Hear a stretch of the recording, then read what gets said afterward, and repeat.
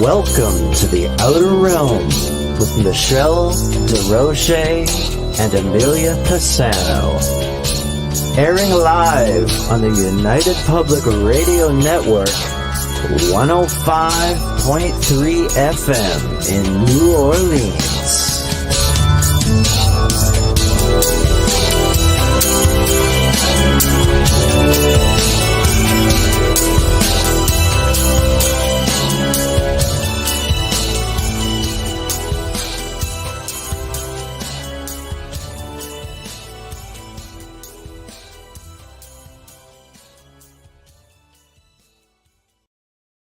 Good evening, everyone. Welcome to the Outer Realm. We are broadcasting live on the United Public Radio Network, UFO Paranormal Radio Network, 105.3 and 107.7 FM from New Orleans. We are fully sponsored by the amazing people over at Folgers Coffee, who have been a part of our journey since, I would say probably about 4 years now. My soundboard's just doing some weird stuff. Anyway, back on track. Oh, God. So, big thank you to Folgers Coffee, and big thank you to Justin Snicker, aka Dr. Snick, the Sonic Surgeon, for his contribution of his time, his music, and his voice for the intro that you just heard. He's an award-winning composer of Halloween horror, sci-fi, and dark wave electronic music, which can be found on all your favorite music streaming platforms. Thank you. Anyway, also, thank you to Steve McGinnis, the artist behind the banners and logos here at the show. Had to catch my breath. And, yes, find him on Instagram, find him on Facebook, also specializes in the horror genre, does great commission pieces. We love him. So, just saying. You'll see tonight, my special guest host is Preston Dennett. And welcome, Preston. It's always fun having you around. Thanks, and Michelle. And you're a co-host in the back. Just Yeah. doing her thing. So tonight is a treat. We have a returning guest who we haven't had on in a really long time, and we're grateful that he has come back. He is Stephen Bassett, UFO disclosure activist, executive director of Paradigm Research Group, or PRG, as many people know him, which was founded in 1996.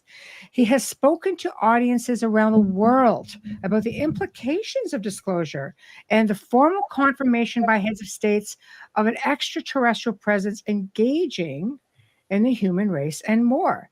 He's got a whole lot of things to talk about. I mean, gosh, he's a great talker. We're going to really get a lot of information coming away tonight. We're just waiting for him to come in. And Preston, I know you're going to have a lot of questions. Oh, yeah. Yeah, I've known about Stephen's work for a long time. I'm a huge fan. He's the leader, I think, in terms of disclosure advocacy. Mm-hmm. It's a really important subject. He's doing great work. Mm-hmm. I'm very excited to talk to him. Yeah, I've met him once. I'm not sure if he'll remember me, but I certainly remember him. Well, I let him know you were going to be here. So, and, because I think you guys both have, sorry, I'm just getting, things ready here. I know you guys both have a lot of fantastic views on there, and you're both very outspoken in the field. And it's tough because there's so much stuff out there that is a mix of everything. It's like, who do you follow? What do you do? And Stephen, I know, has been, he's done large events. He's just gotten right in there in the government and went, hey, he's holding people accountable. Yeah, well, that's what I love about his work, is he's moving out of the UFO field, right, and reaching people who probably aren't, a part necessarily of the UFO community. I'll put that in quotes, because really we all are. Right. But yeah. Right.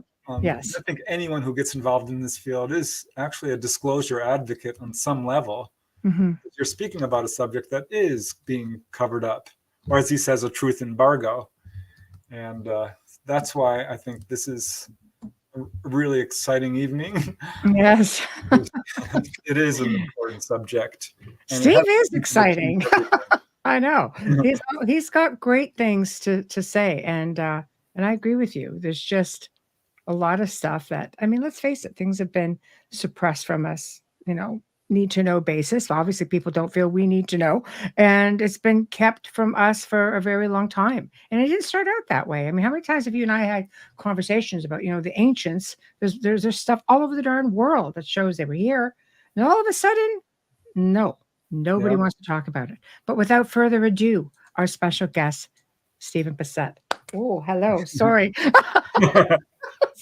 Bad moment.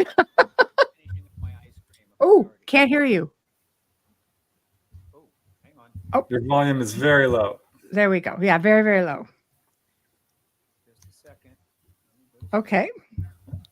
We can barely hear you, but not quite there. Yeah, probably just have to turn up the mic. So while, Default AMC.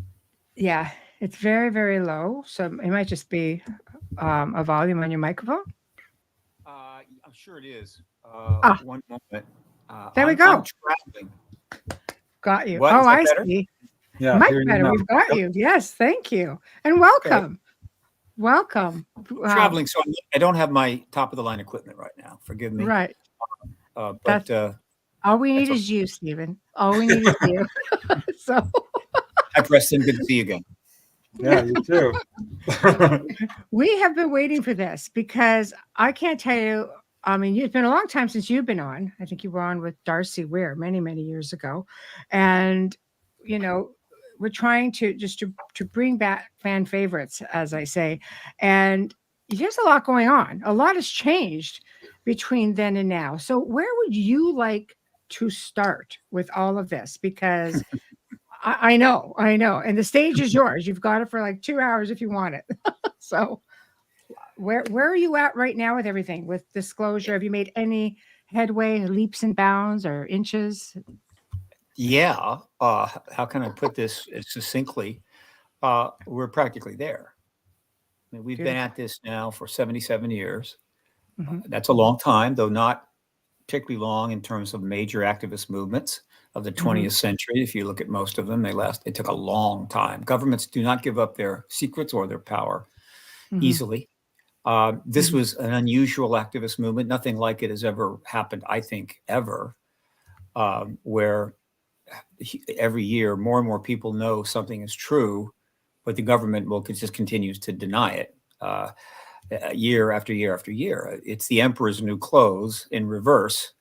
In that fable, the emperor was naked, but all the town people were told that to act as if the emperor had some wonderful clothes on. This is the reverse of that. The emperor is, in fact, got a full set of clothes on, but everybody in town is told to act as if the emperor is naked. Right? There's nothing there, and so you're advocating against something which the authorities say doesn't even exist. They're not saying, "Oh, yeah, that's true," but we're not going to do that. Right? The United States government never argued that there was no racism in the country as the civil rights movement moved forward, and that would have made it a lot harder. I mean, literally, it's an official policy of the government and the universities and all the intellectuals saying, "No, there's no racism." Would have made it a lot harder. Well, that's what we're dealing with. So it's been an interesting 77 years, exactly the full span of my lifetime. I was born 6.5 months after Hiroshima, Hiroshima bomb, or the Hiroshima and Nagasaki bombs, as a result of my father getting mustered out of the Pacific because the war ended because of those bombs. And then I was, I say born, I'm sorry, conceived 6.5 months after that. I was born. Too much information, I know. No, I it's was okay. born. You're amongst friends. And then I was born 6.5 months before Roswell. And so my entire life is, in fact, followed this extraordinary 77-year history. Right. You were meant to do this.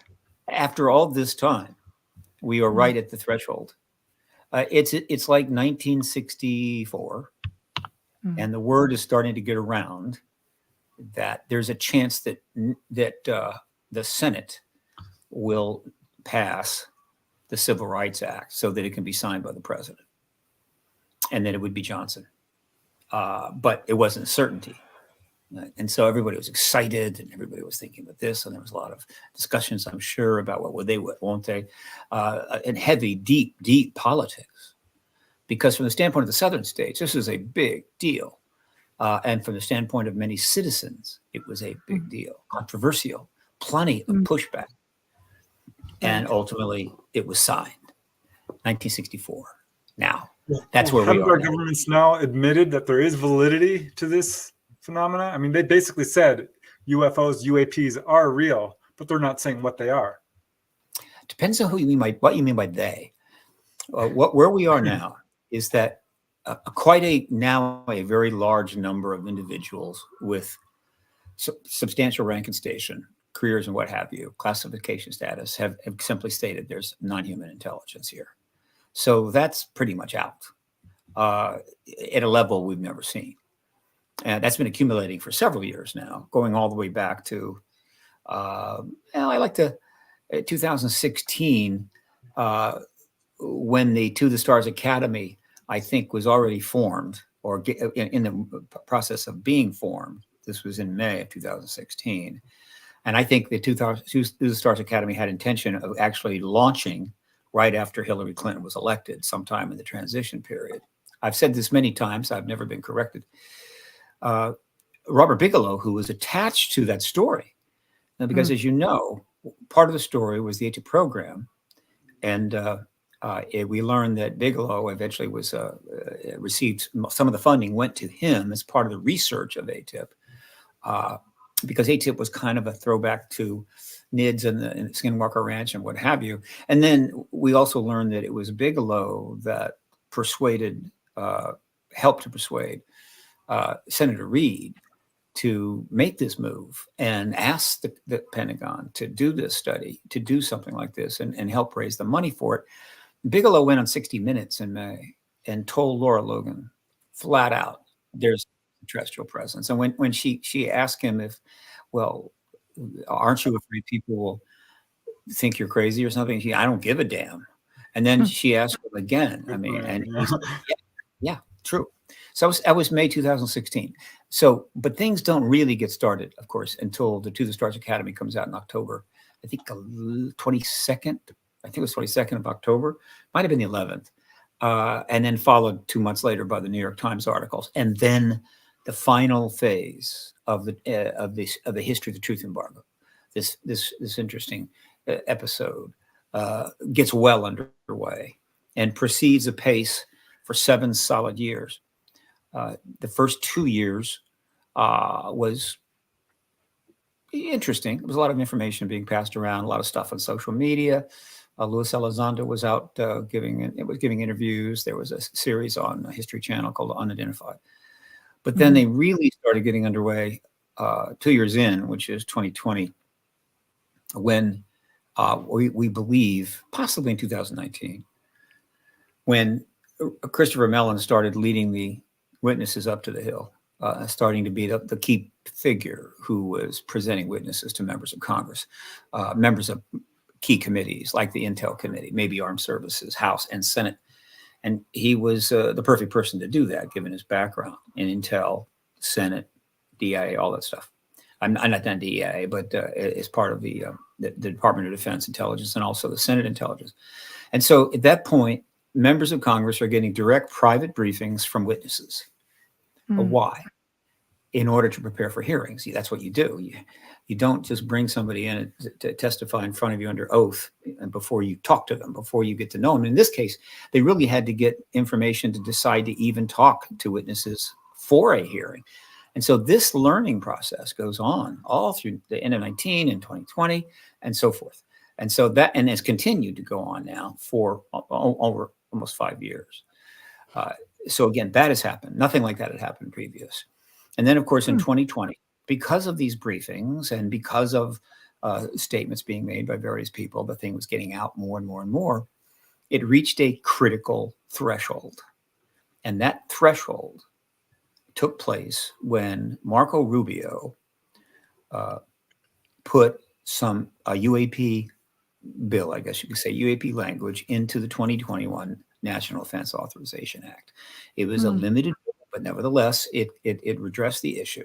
It was the first time in American history that any legislation was done related to. What do you suppose, encouraged him to do that?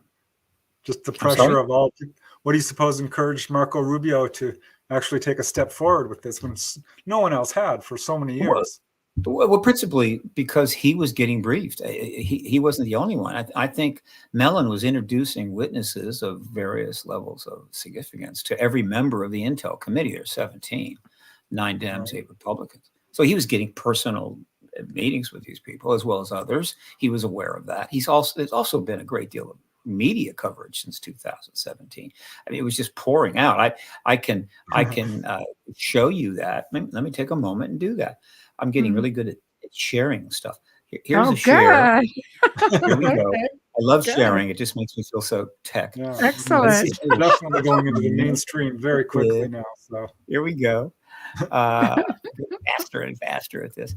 All right. What you have here is Paradigm Research Group's homepage, my main site. And that's going to be dramatically changed soon. And I'll tell you why later. But then under resources on my site over here is the Print Media Archive. And the Print Media Archive is a project I started back in 2006. And essentially what I started doing was linking to articles on the internet regarding UAP, ET, whatever, that I considered to be appropriate. And they needed to be relatively high-level publications. It wasn't just very small fringe stuff. It needed to be legitimate professional journalism. So I triaged, since 2006, 15,405, actually it's more than that, articles linked from here. And then as links became dead, meaning that it disappeared from the site, from the web, I also saved all 15,000 of them. So what I would do is I would simply relist the site or link the site to my server. And so most of these articles are still available. There's nothing like this anywhere in the world. It's a major resource, which I promote because it's useful to almost anybody, researchers or what have you. And so what you can see here, if you look at the number of articles, we had a very strong year in 2009, 1,100, and then 2010. It's not clear to me why it was so intense those 2 years. I have to think about it more. But then it kind of went back to the usual numbers. A little spike in 2016. That was because of Hillary Clinton's campaign. And there was a great deal of coverage of that campaign because she was speaking to the issue. I'm going to take full responsibility for that because I rained down the media upon her. Then she lost. Things faded off. And then right here, look at this. This year, and then it explodes in 2023. But just look at the number of articles. This is still a very large number. Is it 12, 2,000, 24, 34, 42, 52, 60, 7,000 articles since 2017. I'm not sure we're seeing what you're looking at. It's just showing the front page, but I'm not sure we're seeing. You're not. I did a link. I switched over to. Hold on. Okay, let's try this again. Okay. It doesn't do it unless we remove it. All right, here's what I want to do. Here's what I've done. I'm going to remove it, put it back up, and then I'll bring it back. So you have to end one to get the other one, unfortunately. I understand. Okay. I think I know exactly what you mean. Good. Well, not that one. Come back. Dang. Okay. He'll be back shortly. He knows what he's doing. See? It's very interesting that there's a huge spike in interest. I think now the government has reached a point where they have to talk.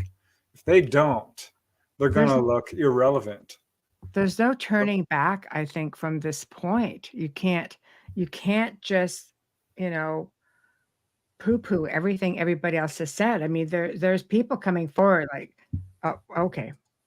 All right, I'm back. Okay. I think what I needed to do, and I've learned something here, is if I want to show an interior page, I need to bring that up, get it up first, and then do the share. So let's go ahead and let me do the share. Okay. Again. Yes, I think you have to end one before the other one before putting up another one as well. At least from when we do it. Depends how you're doing it. Well, let's see. Okay. I think it's going to work. You're in charge. All right. Oh, wait a minute. Nope. I got to do another one. We're back there. Yes. Yeah, Yes. stop. I gotta change it. Gotta go here. Hang on. Okay. I did a stop share. Gonna go back here. Gonna do it again. Hang on. We learn by doing. All righty. That's right. Present. You're doing a great job. Okay. And now I think I have it. Here we go. Share. There you go. Perfect. Okay. Okay. There we are. So you can see this is the linkage going back to 47, 15,000 articles. A triage probably from about 40,000, meaning there's another 25,000 links that showed up online that were just not significant enough. They weren't professional media, or they were silly, frivolous articles, not important. So again, 15,000 or 45,000. And between 17, well, actually, it was the end of 17, but between 17, which was an interesting year, because it followed well, let's go back to 16. The reason there was 1,000 articles linked in 2016 was because of all the interest in the subject during the Clinton campaign. She was bringing it up repeatedly. So was John Podesta and her husband. And so essentially it generated a lot of media. Over 400 articles referred to Hillary Clinton or the Clinton team in one way or another with respect to the ET issue. And I thought that was prelude to something major, meaning I thought she was going to disclose. She lost. But in this period right here, and just these 8 years, 8,000 articles were triaged out of probably 20,000, all meaningful articles about the ET issue. And the largest number ever was 2023. And so all of this media coverage, which is meaningful, and if you go back and read it, for instance, in 2023, there were 22 articles in the New York Times. Most people don't know that. But if you were to go there and do a word search on New York Times, just on that page, boom, you could go find every one of them, 22 articles. And so when you ask the question, why did Marco Rubio do what he did? It was the combination of years of media coverage, witnesses being brought up to testify, and the issue maturing further and further until it was appropriate for him to put that legislation in. And so that was a major event, first legislation in history. It was modest, generated a report that was supposed to be delivered by June 25th of 2021. That helped to generate a lot of media, because if you want the media to cover something, give them a date that something is going to happen so that they can anticipate it, and they'll just cover it like crazy. And they did. And it generated over 1,000 articles in 2021. And then, of course, Gillibrand followed with a new tranche of legislation in 2021, also in the NDAA. Notable, and this isn't just some standalone bill that some member of Congress wants to do. It is, in fact, the National Defense Appropriations Act, one of the most important bills passed every year. And so you've got UAP language in the National Defense Bill.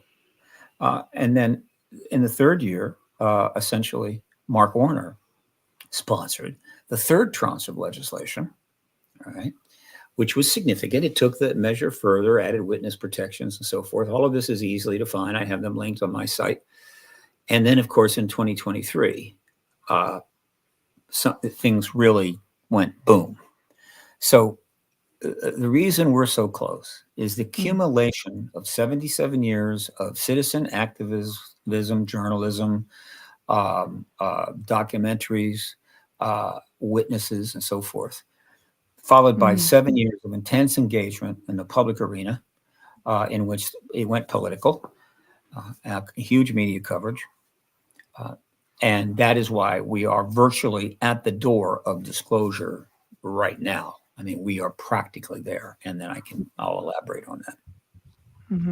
So we can just come on back to regular. You can take that. Well, no, let me just do this. You can take it down. Yeah, just stop screen, and then you are completely in control. But let me see if I can scroll it, though. I think I can scroll it. 1 second. Let me do this. Go here. Yeah, you're Just on want the to site. give you a sense of this page. How impressive it is. I'm going to go. Where is it? Okay, I think it is this one. Okay, have I got it? Okay. Can you see the scroll? Oh, there Yes. we go. Yeah. Perfect. Okay. Yes. Well, this is just through August of 2024, right? Wow. Right. And you can see Substantial. News Nation has become a major entity in this. News Nation is a very legitimate entity, heavily funded by a very significant company trying to position itself halfway between CNN and Fox News. And it's done tremendous coverage. So is the Debrief. All right. Huge coverage in the UK. All the papers there cover this relentlessly. The UK people get constant stream of information, even though their government's not really doing anything. And so it just goes on and on and on and on. And I assure you, this was not the case back in the 60s or 70s. And there's for every 100 of these articles, one, and I put them up, is a debunking piece. One is a ridicule piece. Maybe one or two most in 100 articles. I think it's less than one, actually. So again, if you've got massive, positive, appropriate, legitimate coverage of the issue with virtually no debunking going on year after year, should anybody be surprised that eventually it's going to be fully engaged politically, and we're going to get resolution of what is the most probably important issue in the world today, and easily the greatest news story in history. And let's face it, media, whether it's print or whether it's electronic, their whole game is to break major stories, to get eyeballs, to win Pulitzer Prizes. And this is the greatest news story of all time. And while they have gone along with the truth embargo for most of the 77 years, did anybody inside the Pentagon think that would go on forever? That they would just continue to let this slide? I don't think so. So that just gives you a sense of answering your question as well. Why now? Okay.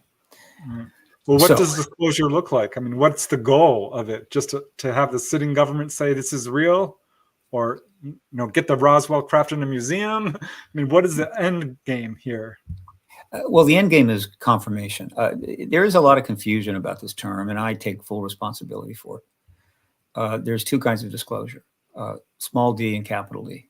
Small d disclosure has been around forever. It applies to, obviously, anything where you have the revealing of information, the disclosing of information. It's a big important. And disclosure has been going on I'd like to say disclosure started when I think it was Colonel Blanchard allowed Walter Haut to put out that press release that they'd found a saucer. They actually said they that hadn't retracted that. Just cut it out and not retracted. It would have been a different world. That was a pretty significant piece of disclosure, wasn't it? Yeah. So since then, we have been in small disclosure mode with information coming out every single year, mostly from the public, but over the years, a lot from the government, from freedom of information. You have astronauts as well. You have MacArthur. I mean, you've got presidents who have come forward saying, doesn't any of this count? We don't care for the president. We don't care what you have to say. I mean, it all counts and it's all disclosure, small d disclosure. What Stephen Greer started his work in the late 1980s, primarily focused on CE5s, and eventually got meetings with the government and was doing some significant things. He had a lot of funding and he had the ability to do that. He called his project the Disclosure Project. But I'm pretty sure that in that sense, he was using the word in the term small d disclosure mode, meaning the revealing process, getting information out, and that's what he was doing. Perfectly fine. And disclosure, small d, will go on forever on this subject, right? Okay, so fine. So what happened? What happened is that I entered the field in '96 as an activist. I was able to get attention by being the first lobbyist that ever registered on this issue. Nobody else was insane enough to do it. There was no money and lots of ridicule, and no one was going to meet with me on the Hill. I had a few meetings, not much, but no one had done it. And so I did it to make a point, to plant a flag. It got me a lot of attention, including a huge article in the Washington Post, and that launched my career as an activist. I'm basically a disclosure activist. I've always been that. I've had one simple goal from the beginning: ending the truth embargo. But the term truth embargo didn't exist, and neither did capital D disclosure. So after about 4 years, it became increasingly clear to me that one of the things holding back a legitimate activist movement, because there really hadn't been, from 47 to 2000, but now from 47 to about the early 1990s, there really was no activist movement at all. What was going on? All these organizations were formed, like NICAP and NICAP, APRO, and MUFON, of course. And all the work was being, what was it about? It was all about proving. There was this endless effort to prove the truth of this matter by reviewing thousands of sightings and pointing out this and checking out this and checking out that and writing up articles. It was all about proving it, because they felt that if they could prove it, the government would go, oh, wow, it's true. Let's check our files and see what we know, you know? Right. And of course, it wasn't going to work. The government ignored it all. It just didn't matter. If you were to drag a saucer into the parking lot of the DOD, they would rush out, cover it in a tarp, take it away, and tell everybody it never happened. And so this was tough. This was tough. People spent their whole lives, in some cases, researching this, with the government refusing to acknowledge it. So what was needed was a political activist movement, because this is a political issue. That's why I got into it. And so I realized that one of the reasons there wasn't an activist movement is that it wasn't properly defined as an activist movement, and there wasn't a prize. Every activist movement has got to have a very clear prize at the end, at least at the end of that particular era. In the case of the Civil Rights Act, it was clear. It was the civil rights movement was the Civil Rights Act. Clearly, that's what it was. Probably one of the most defined prizes you can imagine in any activist movement was the women's suffrage movement. What was the reason why they went out and protested for years and years and years? To get the right to vote, period. Nothing else was going to satisfy that movement, and they got the right to vote. We didn't have it. And so I said, what's the prize in this movement? The government acknowledging that it's true? Well, yeah, but that's pretty, it's not clear. It's not defined. It's just words. It's no real action. What does it mean? I said, I know what it is. It's when the head of state of a major nation, pretty much, there are some small nations that wouldn't matter, steps forward in the public and says, yeah, we're not alone. There's extraterrestrials here. We are being visited, whatever. That is the prize. And I said, well, what are we going to call it? I felt, okay, I'm going to call it Disclosure with a capital D. Disclosure Day, I guess you could say. I have created a World Disclosure Day. It's July the 8th. So World Disclosure Day, disclosure with a capital D, the formal confirmation by the head of state, not by subsecretary, not by a member of the cabinet, by the head of state. That is disclosure. And the moment that happens, which won't happen just out of nowhere, there'll be a good reason why that head of state does this. Every other major head of state will follow within days. It has to be a sitting head of state, though, right? Yes, like sitting Paul head of state, Hellyer, one of the higher levels. He was retired, basically. He was retired, and he had never been prime minister. He'd been essentially the head of defense. So I call that disclosure with a capital D. Now, obviously, that has been confused over the years constantly. I get it. It's okay. But, I don't mind it too much, because these little controversies of what is disclosure, what does it mean, just helps to elevate the term, right? And guess what? It got so well elevated that in the seminal bill submitted by Schumer in 2023, it was called the UAP Disclosure Act. And I don't think he had small d disclosure. I think, well, in a sense, he did. In other words, this was the act that was going to formally allow and in an orderly process, the government to, quote, small d disclose everything. Ultimately, it might take years, but they would get it all out. We'd be seeing stuff coming forward almost immediately. And we would be essentially on the other side of the truth embargo, because Schumer almost certainly knows that if that act is passed, and a couple of major hearings take place, actually only need one, there have been several, then almost certainly the president will disclose. So you get the act, you get disclosure, you get a hearing, the act, disclosure. And so the capital D disclosure, the confirmation event, takes place. And then that act will facilitate the small d disclosure, ultimately, of everything the government has ever known, every document, every piece of technology, all science derivatives and so forth, will be disclosed to the American people and the world. Just the most incredible event in human history, the biggest paradigm shift in all time. Just it doesn't get. It's the ultimate historical Super Bowl. Do you think we'll see everything? I mean, how much will really I'd be be? surprised. Yeah, I'd be surprised if they let everything go. But to We me, will- anything that we don't have is a win, right? we will get everything, but we won't get it all at once. They're going to bring out an enormous amount of information, but they're going to hold back some. And if you read the bill, either the first one that was submitted or the second one, which is essentially the same exact bill, when you read that bill, it describes the entire process. It's orderly. It's designed to be safe. It doesn't want to violate national security, so it sets up a presidential or a UFO review board with high-level appointees who make the decision, okay, this goes forward or this gets held back for a while.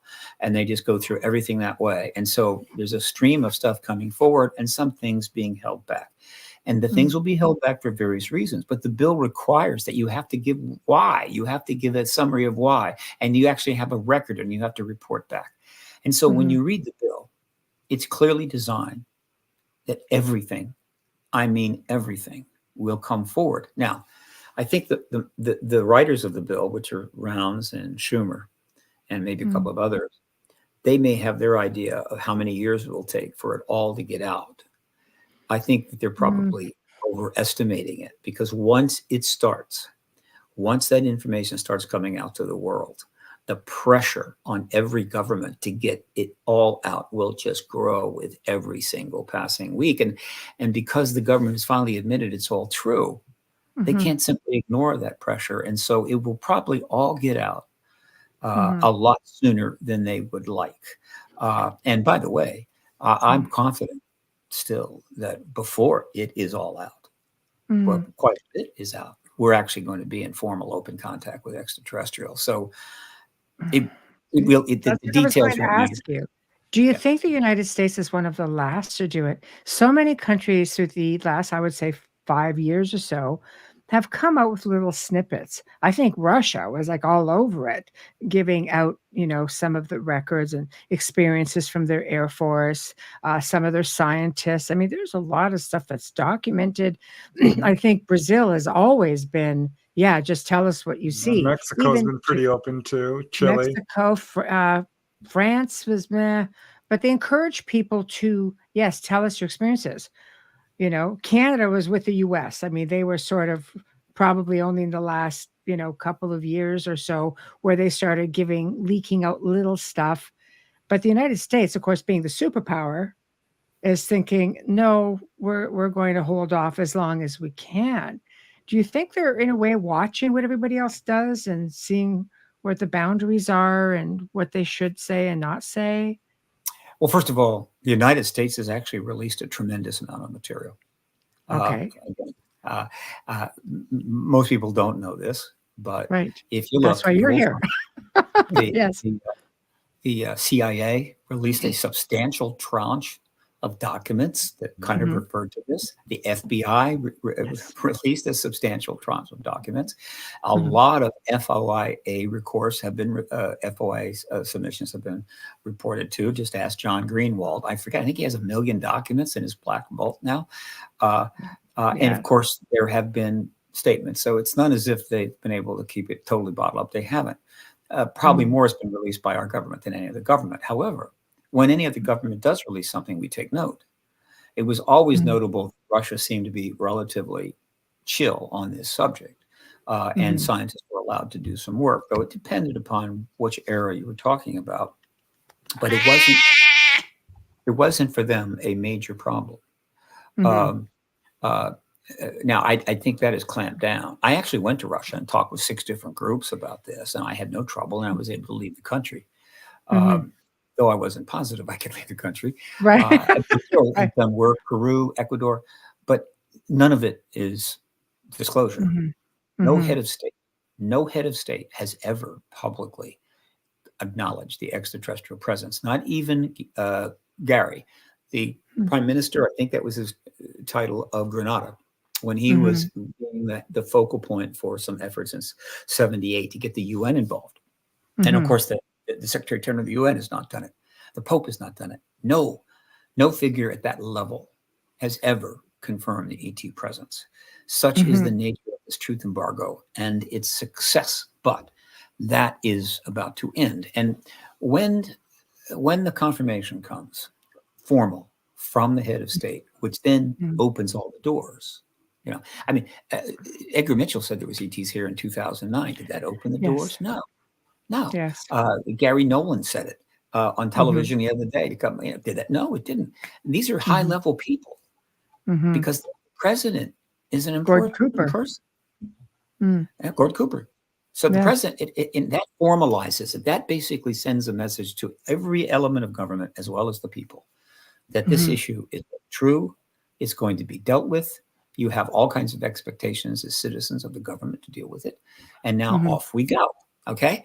And so, and Schumer knows this is where it's going.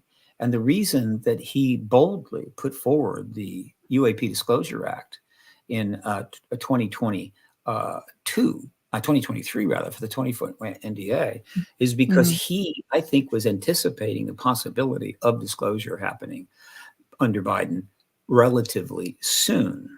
Now let's go back to that period. This is one of the most significant few months in human history. Again, when you're in the middle of it and you're in the stream of things, you don't necessarily pick up on it. It's later that the historians come back and tell you, or tell you later on that, oh yeah, this was like unbelievable. And it is a period that starts on June the 5th of 2023. And yeah, 2023. And it is when everyone learned that something had been going on for about a year, but it had been tightly held. I mean, really tightly held. And that is an interview with Ross Coulthart was being prepared for some time, and an article was being prepared for some time, and they both hit on the same day. It was the article in the debrief about David Grush, written by Leslie Kean and Ralph Blumenthal. And of course, it was the interview with Australian journalist who now works for News Nation, Ross Coulthart, in which basically Grush, claiming to be a whistleblower, came forward and said, I told the government some time ago that we have non-human tech and non-human bodies, told to me by firsthand USAP people working on that technology. And essentially, I just simply got harassed. I was not treated well. This issue, it wasn't moved forward properly. I mean, that's not the issue. He wasn't treated well. What the government chooses to do with that is the government's business, not his. But he was harassed. He was damaged and became very frustrated. And so he comes forward and lays that out to Ross Coulthart. Well, boom. Okay, that was something that has never happened like that. It was a whole level, 2 or 3 levels above anything we've seen before. It was major. And of course, it directly depended upon how well Grush could hold up and his background credentials. And so that happened on June the 5th. Shortly thereafter, he comes under attack. Sean Kirkpatrick wrote a nasty letter about him. Somebody leaked his medical files. He was getting threats. His family was getting threats. This is what happens when you're a real whistleblower. All right. And so it's June the 5th, and everybody's extremely fired up, and we're expecting something to happen. What's it going to be? What's it going to be? There was plenty of press coverage, of course. He did, I think he did a video with one of his friends. It was kind of like a podcast that went out. But really, the government did not respond until June the 5th. It was the 12th. No. It was the 30. God, I can't remember. It was the 14th. Yeah, 14th of July. 35 days. Okay, I mean 30 some days later. Chuck Schumer, out of nowhere, suddenly gives an interview and says that he and Mike Rounds have completed the legislation for the 2024 NDAA. There'd be 2 tranches, right? And this would be the third 2021, actually 3 tranches rather. This was the 4th. And he announces this bill, and it is the full comprehensive bill. It's everything. It's the whole thing. There's no more dilly-dallying here. And I was stunned. I was listening to this, and I'm going, this is it. This is the bill you have to have. You don't need more than this for the president to disclose, should the president decide to do that. And as I'm listening to it, in the very end, he indicates something that literally took me out of my chair. The bill, among all the other things that he mentioned, would include eminent domain on the part of the government over the non-human tech and bodies that Grush was referring to in that interview, and anything else they have of an ET relation in the hands of any civilians or any civilian companies.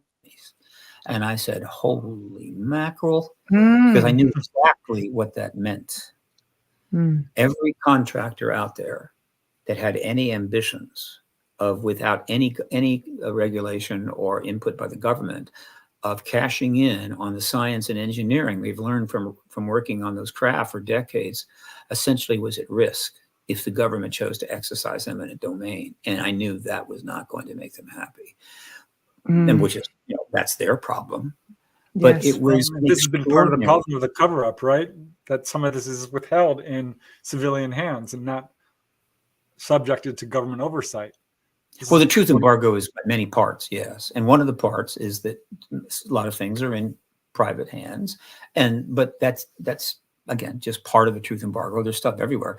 This particular component is interesting strategically because under the law, these contractors are exempt from FOIA, which makes it a little more secretive, right? A little protected. The fact is, even if it's not if it is open to FOIA, which a lot of stuff in government is, they just don't tell you. I mean, you can submit the FOIA and they're just not going to give you anything. And you can file a lawsuit. They're not going to give you anything. It's like the Citizens Against UFO Secrecy versus the NSA. What did we get? Blacked out pages. So, or nothing. They totally control it. This was a huge deal. And why? Because in that moment, and this is going to go down in history, that day that he makes this announcement, right? Which I think was it was the 14th. It was the 14th of July,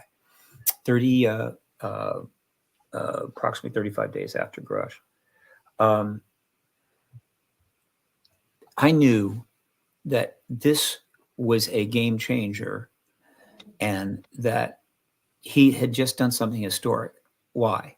Because, again, 35 days prior, Grush had come forward under oath and stated we have non-human tech, non-human bodies. He was under attack.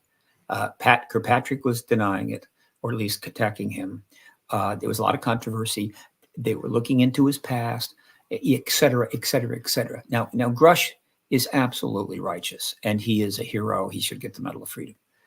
But again, it's the social media. This is the time when you want to go public with something. I don't care who you are. You better be ready, right? Because it's going to get rough, okay? And so the moment that he uttered those words, that this bill will include eminent domain over non-human tech and bodies in the hands of civilian companies, he just confirmed Grush, didn't he? One of the most powerful men in the country, one of the Gang of Eight, the Senate Majority Leader, just said, we want eminent domain over that non-human tech. Well, if there's no non-human tech and Grush is lying, you don't need eminent domain. So he just backed him up. Okay, that's one. Secondly, he just sent a message to the entire government, particularly the entire military intelligence complex, all the services, all the intelligence agencies, that the Senate is serious about this and we're going to proceed. And I'm obviously not afraid of what you may think about that or how upset you're going to be. He just literally sent this message out to the world too. Wow. Right? At that point, unprecedented. Yeah. And the other thing is he also let it be known clearly that everything that the Senate's been doing with those previous 3 tranches of legislation, he's behind it. He'd never said anything prior to this. So he's confirming the Senate's actions are righteous. So that happens on the 14th of July. Only 12 days later, Tim Burchett, Nancy Mason, Anna Paulina Luna who were part of a subcommittee in the House, managed to get a hearing together with Grush, who I think they saw the opportunity to get a hearing. It's not easy, right, to just put one of those together. But I think they understood that Grush wanted to testify as soon as possible. He didn't want to wait for a major hearing in front of the Intel Committee. He wanted to get that under oath as soon as possible to help, again, protect him and shore up his actions. And so that hearing takes place, and he repeats everything under oath with a lot of people watching on television. And so that happens, right, on the 12 days after Schumer makes his statement. And then we proceed from there. All right. Now, what happens next is also important and historically. And that is this: major opponents to the truth embargo, mostly centered in the defense contractors and their lobbyists, decided they could not let that go. They had been hiding behind there's nothing here to see for so long, except for the occasional hint from a Ben Rich. We have the tech to take ET home, and that kind of playing with this, which really irritates me. Ben, you're gone now, but still, that's not good. I don't like it. It's irritating. That they had to take action. And so they started, it took weeks before we found out about it, because it was all, back in the background. But essentially, they were able to convince certain very powerful people in the House, and at least one in the Senate, that to get in touch with the reconciliation conference people and say, you got to gut that bill. You got to take, at least you got to take the whole bill out or take the powers out, whatever. You got to get as much out of there as you can. And we launched a campaign to sort of try to prevent that, a little citizen effort there on social media, but no. And so they stripped all the powers from the bill, which obviously included eminent domain. But they didn't take the whole thing out, probably because they couldn't. I don't think that the people in the conference were going to go that far, but they gutted the bill. So in a sense, they got something, but they lost a great deal. In other words, this was a flailing effort to try to save off the inevitable. It blew up in their face, and I think Schumer anticipated this. And so they gut the bill. And what do we learn then when it happens? It was obvious. If there's no non-human tech and non-human bodies, if there's no extraterrestrial tech and no extraterrestrials here, there's no need to worry or concern about eminent domain. It's irrelevant. Exactly. Yeah. And so by doing it, they confirmed it themselves. So now, now it's getting worse for them, right? And so they do this, and they're thinking, well, we got to win here, and hopefully that'll hold the hordes off. And then only a short time after that, Rounds and Schumer go into the Senate and read into the record, meaning there's a camera there, nobody in the chamber, but it's going to go to the congressional record, that, they're not done. But this is unfortunate, but we're going to continue this. We're going to get this done. And then the guys back at the defense contractors are going, oh God, we were hoping he'd just go away, right? And then they thought about it a little bit more, and they're thinking, wait a minute, he could put a standalone bill in. If he puts that in as a standalone bill, then you can't get it gutted in reconciliation. You literally have to vote publicly on it in the House and the Senate. Right? Everybody's going to see your vote and the yeas and the nays. And we're going to have to do this all over again. And so they really started to worry. They go, oh my God, this is not good. And then probably somebody pointed out, by the way, you can gut that bill, but you have no power to stop Mark Warner from bringing 20 major witnesses in any time and testifying in front of millions of people around the world with under oath, like Grush, only 20 Grushes. And they're going, oh, we may have screwed up here. And so they did something else, which only made it worse. Hail Mary pass, right? They're virtually lost the game. It's almost over. They got to throw a Hail Mary pass. And what they did was they phonied up the Arrow study report that was expected. They basically turned it into a Condon report, where they lied about everything and said that they'd studied all the relevant sightings going back to 47, which would have taken them years and millions of dollars. And they found nothing. There's nothing there. And they put this out. All right.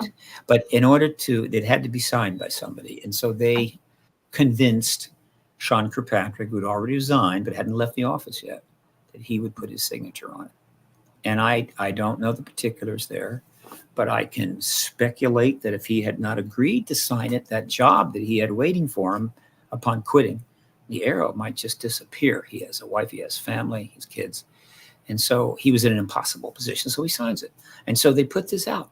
And it's a joke. It'll be a massive historical joke, much worse than the Condon Report, because this is not 1969. This is 2024. And the social media just came in and ripped it to pieces. And so they made complete asses of themselves. But they thought maybe that pass would be caught. Well, it really wasn't caught. But the effect of all of this, the pushback against Grush, the Hail Mary pass, the blocking of the bill, pushed everything deeper into 2024. And so the situation, that the win that they got, was that it really became impossible politically for Warner to go ahead and call that hearing. He's a Democrat. We have a presidential race that's considered pretty significant right now, and this will be the biggest hearing of all time. This will be a major thing, and he intellectually, maybe he'll explain himself someday, but I understand why. He said, "Dude, there's no way we can hold this hearing now. We cannot hold this hearing this close to the election," and so they got enough delay to get it into that now. So where are we as of today, right? As of August 25. We're 44 days from the election, all right? There will be no hearing in the Senate, but it's notable. Guess that answers this question. Yeah, there will be no hearing in the Senate before the election. However, the House has already indicated it's going to hold a hearing right after the election, right? It's going to hold its next one, which is dying to do, right after the election, which I noted. Gillibrand in the Senate has indicated that she wants a briefing, maybe a hearing in the Senate after the election. At minimum, she's going to bring the new head of Arrow up for a briefing, but she might bring some witnesses. Who knows? So that's in play, but that's not enough, right? And really, where history rests right now, and this is a rare case where history of the highest level is clearly resting on one person's shoulders. And you could say it's the president. And technically, the president could disclose any time the president wants, but without the right lead up and preparation, it would be an irresponsible act. So it actually rests on the shoulders of Mark Warner, a good man, the chairman of the House Intel Committee. He can hold the hearing. The witnesses are ready. They're stunning. They're amazing. Almost everyone, probably everyone, will have security clearances. You always have them. Some will be retired. Some will be active. And their testimony will basically be the equivalent of 20 Grushes. He can call that here anytime he wants. He's chosen to hold off. But the election is 44 days away. There's 3 ways this could go forward. And this is how close we are. He has the option of holding the hearing after the election. All right. And before the new Congress takes office, I think on January the 3rd, and obviously the president on January the 20th. There's plenty of time. He could hold that hearing, bring in the witnesses. And when that hearing is done, the stage will be absolutely set for President Biden to come forward and the truth embargo by doing a disclosure act. Now, why would he do this? Well, there's some pluses here. One of the advantages is that President Biden's career is over. He's not going to be president next year. He's not going to run for anything anymore. And so he's kind of, there's a less political attachment to it. It's a wonderful legacy gift to him on the way out after many years of service. And that's a positive. The other is that by getting disclosure out of the way before the new Congress takes place and the new president, essentially, you've gotten disclosure out of the way. And so they start from day one, the moment the new Congress takes office in January 3rd, and the new president in 2020. Disclosure is already done. And there's probably been a whole lot happening, news and everything else. I mean, things are all excited, things are going on. And they start from day one addressing this issue without any ambiguity, without any lead up. So boom, they're off to the races. That's good. His second option is to wait until after the Congress takes office, but before the president takes office. In that 17-day period between January 3 and January 20. What's the advantage with that? There's two advantages. Well, one, the new Congress is in play, and the people that are going to be hearing that testimony will be part of the new Congress. They're all going to be ruling. There's nobody. Well, they're all new. They're all new, and so it includes them. It gives the new Congress the legacy of being part of it. It certainly gives the Intelligence Committee, the new Intelligence Committee, to be part of it, and so it allows a more participation across party lines. And then the other thing is that if you time it just right, when the hearing ends, you would only have to take kind of a beat, maybe a couple of days tops, and it wouldn't be Biden that steps out and confirms it. It would be the new president that does it after the inauguration. And so essentially, you have given the legacy of being the disclosure president, unless another leader jumps ahead of us. It's going to happen anytime, to the new president. It's going to be serving for 4 years. And so they've got that legacy. Now, that legacy is massive political capital that you just handed to the new president that they can then use in terms of dealing with, the affairs of state. And so that's a significant advantage. The third, it would be good on his part to do it. It would be the right side of history. Yeah. I mean, leave office with a bang. But isn't that kind of handing the new president a hot potato that they have to deal with now? Yeah, I was thinking. Being the new president is to getting a basket of hot potatoes. I mean, that's what That's one more, right? And if you don't want hot potatoes, you made a huge mistake. wrong word. Yeah. So that is the second option. The third option is to wait until after the new president is in office, and then hold the hearing then. Now, there's a little twist here, because if the Republicans take the Senate, it will be Mark Rubio who will be the chairman. And then in terms of those last two options, in that case, it's Rubio that has to decide whether to hold that hearing and give the legacy over to the new president. And that gets complicated, because if the new president is a Democrat, Rubio may be reluctant to do that. But I'll be honest with you, Mark Rubio is a pretty good guy, and he's into the issue. He's played his part. And I think ultimately this thing is so huge, so important, that he gets that. And so he would call the hearing, and if Harris wins, she would get that legacy. Or, quickly they can have Biden disclose. Yes. Well, which option do you think is most likely then of these three? Yeah. So, the third option is the one. That third option is, I'm not crazy about it, and that's to hold it after the inauguration.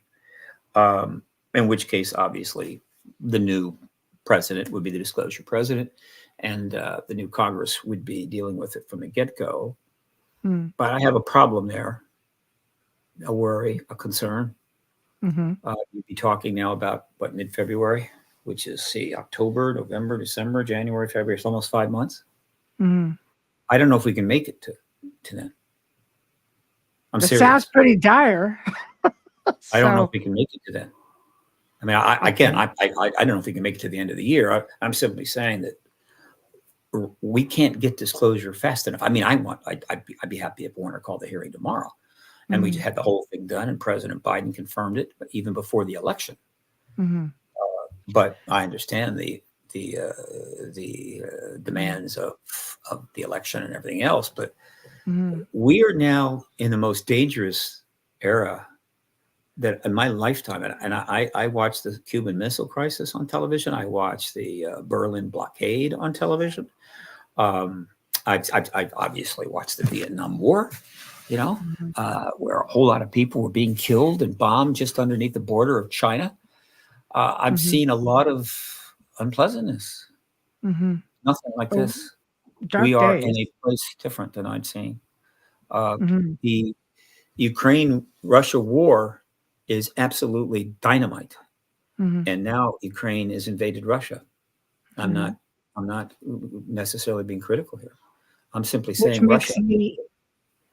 Which makes me want to ask, would they not put disclosure on the back burner? Like in their minds, like we have more pressing things, push it back even further. While the rest of us are like, no, we want to know. Is it just something else that's getting, obviously prioritized?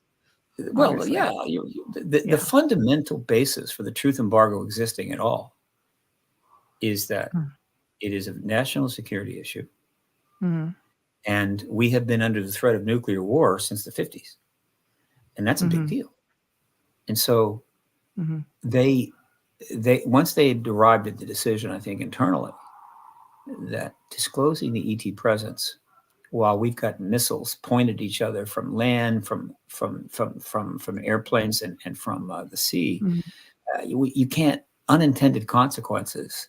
And plus there may be technology being studied and reverse engineered, possibly for weaponization. And so it has been a national security issue fundamentally from the get-go. All right. But at some point, and while they've done that, right, what we've done is gone through all these years, spent trillions on nuclear weapons and military activities and endless wars and so forth. So, one could wonder what would have happened if they'd actually told the truth. But at this point, it's the reverse. In other words, not getting it done is increasing the possibility that we'll have this nuclear war, as opposed to somehow keeping it secret longer because they're afraid it'll do what?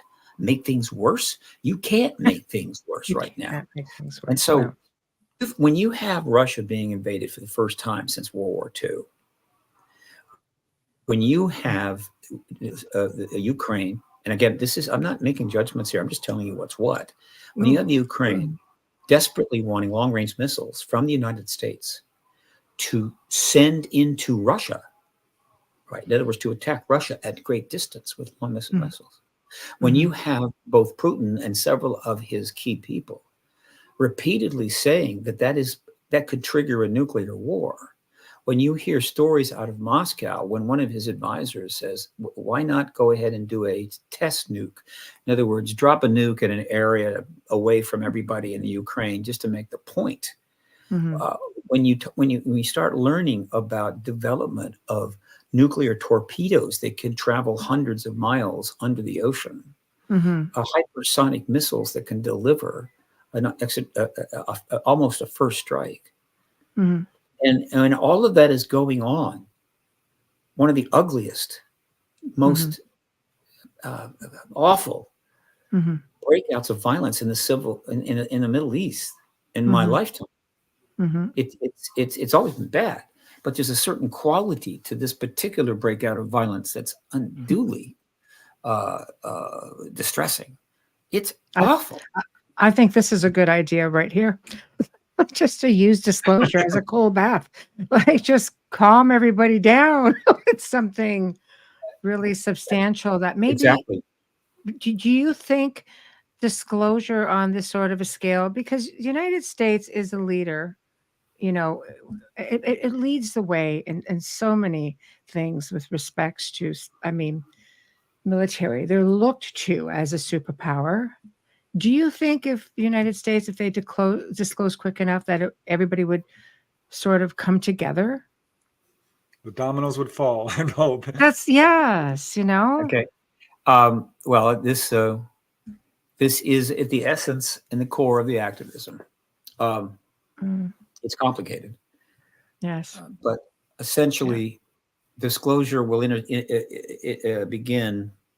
instigate a new paradigm. It will be the biggest paradigm shift in history. Mhm. And paradigm shifts of great magnitude are accompanied by very substantial changes in worldview on the part of large numbers of people, Mhm. depending upon how many people learn about what's going on and how fast they learn and so forth. This will be the greatest paradigm shift in history because more people, and I think the most profound event in human history, because more people will Mhm. learn about this faster, right?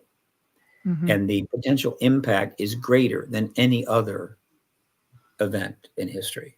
There have been some profound things, but they took many years to develop, or they only impacted a limited number of people. This is going to go around the world in about 2 days, and it's going to start changing people's thinking immediately. It is as profound as it gets, and we'll be in a new paradigm. Okay, that Mhm. is why Danny Sheehan named long ago his hoped for nonprofit think tank the New Paradigm Institute. It's why I named Paradigm Research Group. Okay.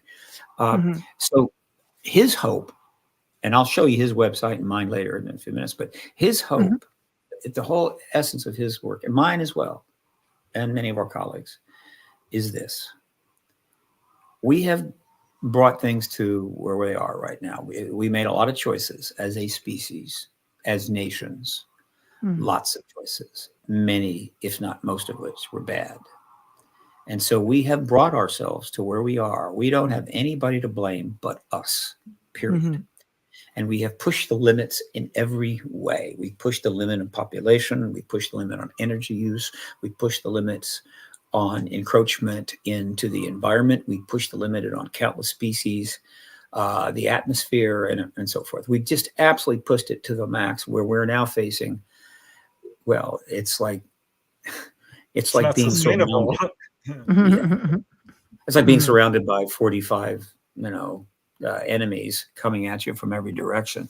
Mhm. Um, and there is a sense of doom, of hopelessness that is starting to spread. Mhm. The symptoms of this are everywhere, Mhm. and you hear smart people talking about this. There's a whole list of things that get mentioned from time to time in articles here and there that pretty much relate to the same thing. Mhm. That people are becoming essentially desperate in Mhm. that they don't see how we get out of this. And the consequences of some of our actions are making it harder to lead appropriate lives. Mhm. It's also resulting in mass starvation, uh, uh, Mhm. genocides, and everything else. So there's the amount of human suffering in the world right now, which, Mhm. unlike previous times, you can actually see in 4K or hear about on every single day. Mhm. There was a time when all the suffering in the world didn't matter; you wouldn't even know. Now But everybody no, knows. also in a big age of censorship, and I have to just take one quick minute to do a station and sponsor ID. Oh, For all of those of you who are tuning in right now, thank you to everyone in the chat room. You're completely amazing. You're listening to The Outer Realm on United Public Radio Network 105.3 and 107.7 FM. Our special guest tonight is Stephen Bassett. We are talking UAP disclosure on a really deep scale. So just keep the comments and questions coming. I'm pretty sure like Steve is answering quite a few as we're going along, which is fantastic. Big thank you to Folgers Coffee, who do sponsor our show tonight and every night. So thank you very much. We are live on Roku TV as well. There is no chat room there, but please bear in mind that we have 7 other chat rooms coming into this one lane on the board. So be patient with us, and I will highlight anything if it does not get addressed. So back to the show. Thank you, Stephen. The stage is yours. So again, I don't think I'm telling you anything you don't know, but Mhm. there's a sense of fatalism, a sense of despair Mm. amongst not just a few people, Mhm. hundreds of millions, if not billions of people, because they sort of realize, Mm. how are we going to get out of this mess? Mhm. It's a fair question. And I believe, and Danny Sheehan believes, and others, we have one way out and one way only. And that's Mhm. disclosure with a capital D. All right. Confirmation of the non-human intelligence. For A number of reasons, but the most important one is it will instigate a very massive worldwide view change where everyone to one degree or another, unless they're living in a cave or in a coma, they're going to reassess how they think about the world and what it means to be here and what it means to be human and what's important, what's not important. Some of these worldview changes in some people will be huge, some will be small, but the collective worldview change will be unprecedented. Nothing like this ever happened. Okay. And when you have something like that is when people can rethink and make changes in their behavior, in their decisions, and what have you. All right. Let me make sure that I am not running out of battery, in which case I am, and I'll have to get plugged in. I need to take a moment and plug my computer in. No problem. I'll drop you out for a quick moment. Okay, so this is exciting. It is very exciting, but it's also pretty frightening also, Well, it's time. It's way past time. And so, yeah, it's going to affect religious thought, business, economics, science. It's going to affect every single level of society. But isn't it already? I mean, haven't we basically come to that point? Well, here's another question.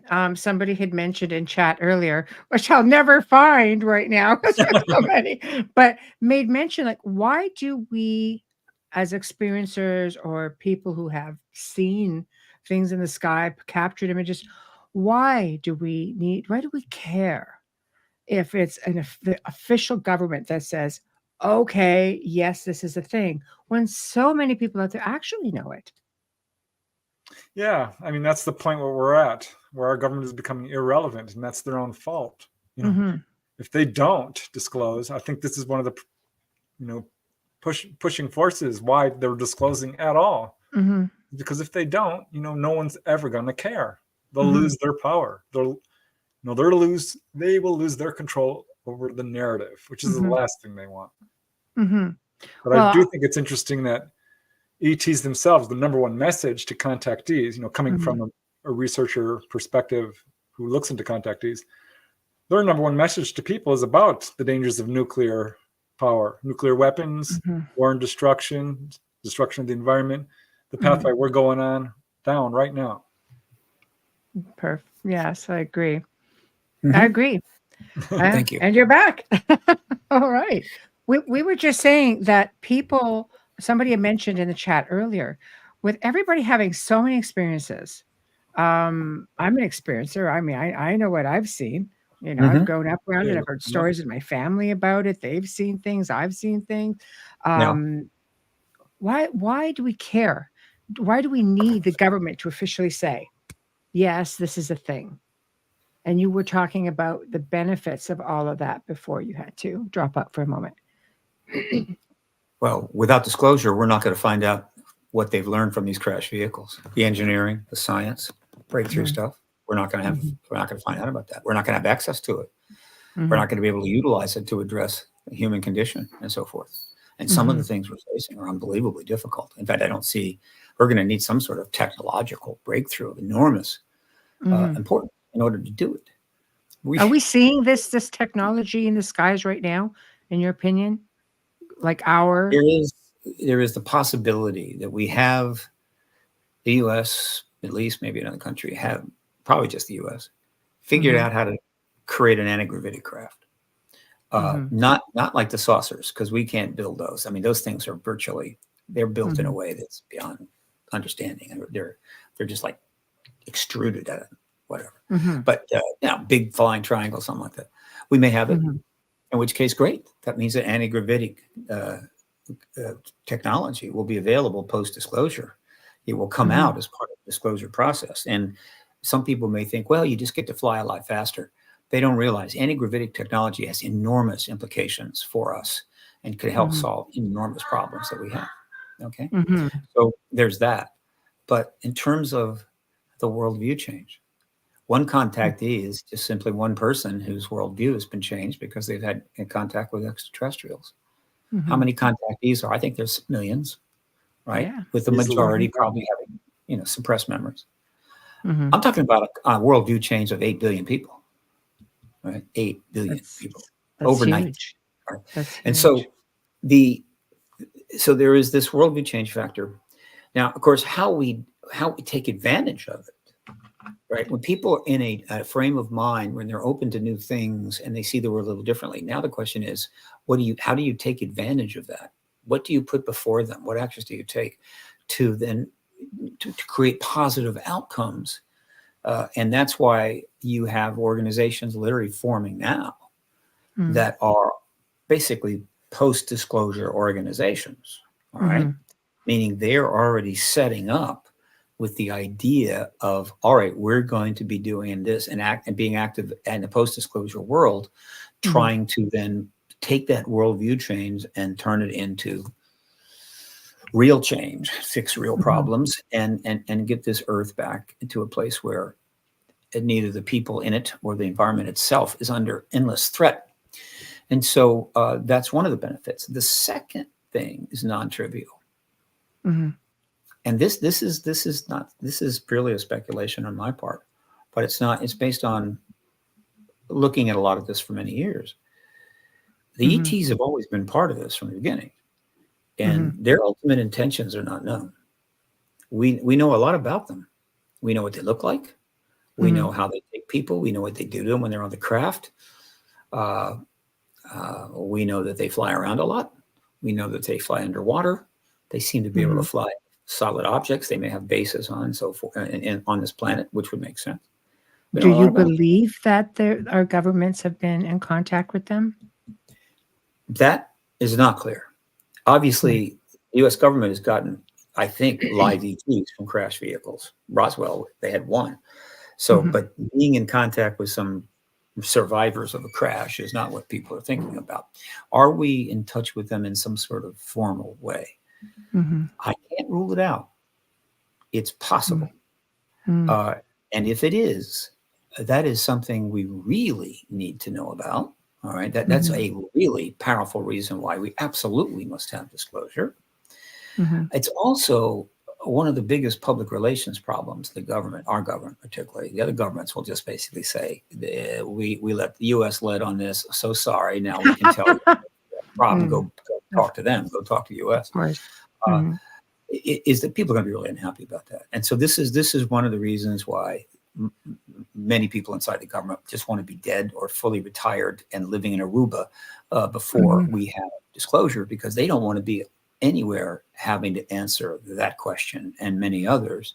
If they then you have to admit that you knew something all along and that you were hiding. A lot of people retiring right now out of the Senate. Well, a lot of people are going to have to admit they knew something all along. There's huge numbers. But well, I'm talking about admitting that, oh, we have a deal with them.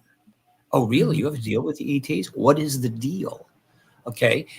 It would be like, secretly getting a deal with the Russians in which we exchange secret technology for oil or something and tell nobody, right? And then later on have to admit it. This is people often point to the 1954 meeting with Eisenhower to that. If there was a meeting, right? Right. Well, the reporting on it is pretty good, but as far as a deal, I'm not convinced. I think if I had to call it, because we don't know for sure, I think Eisenhower may have been taken to see one of the bodies, but not a live ET.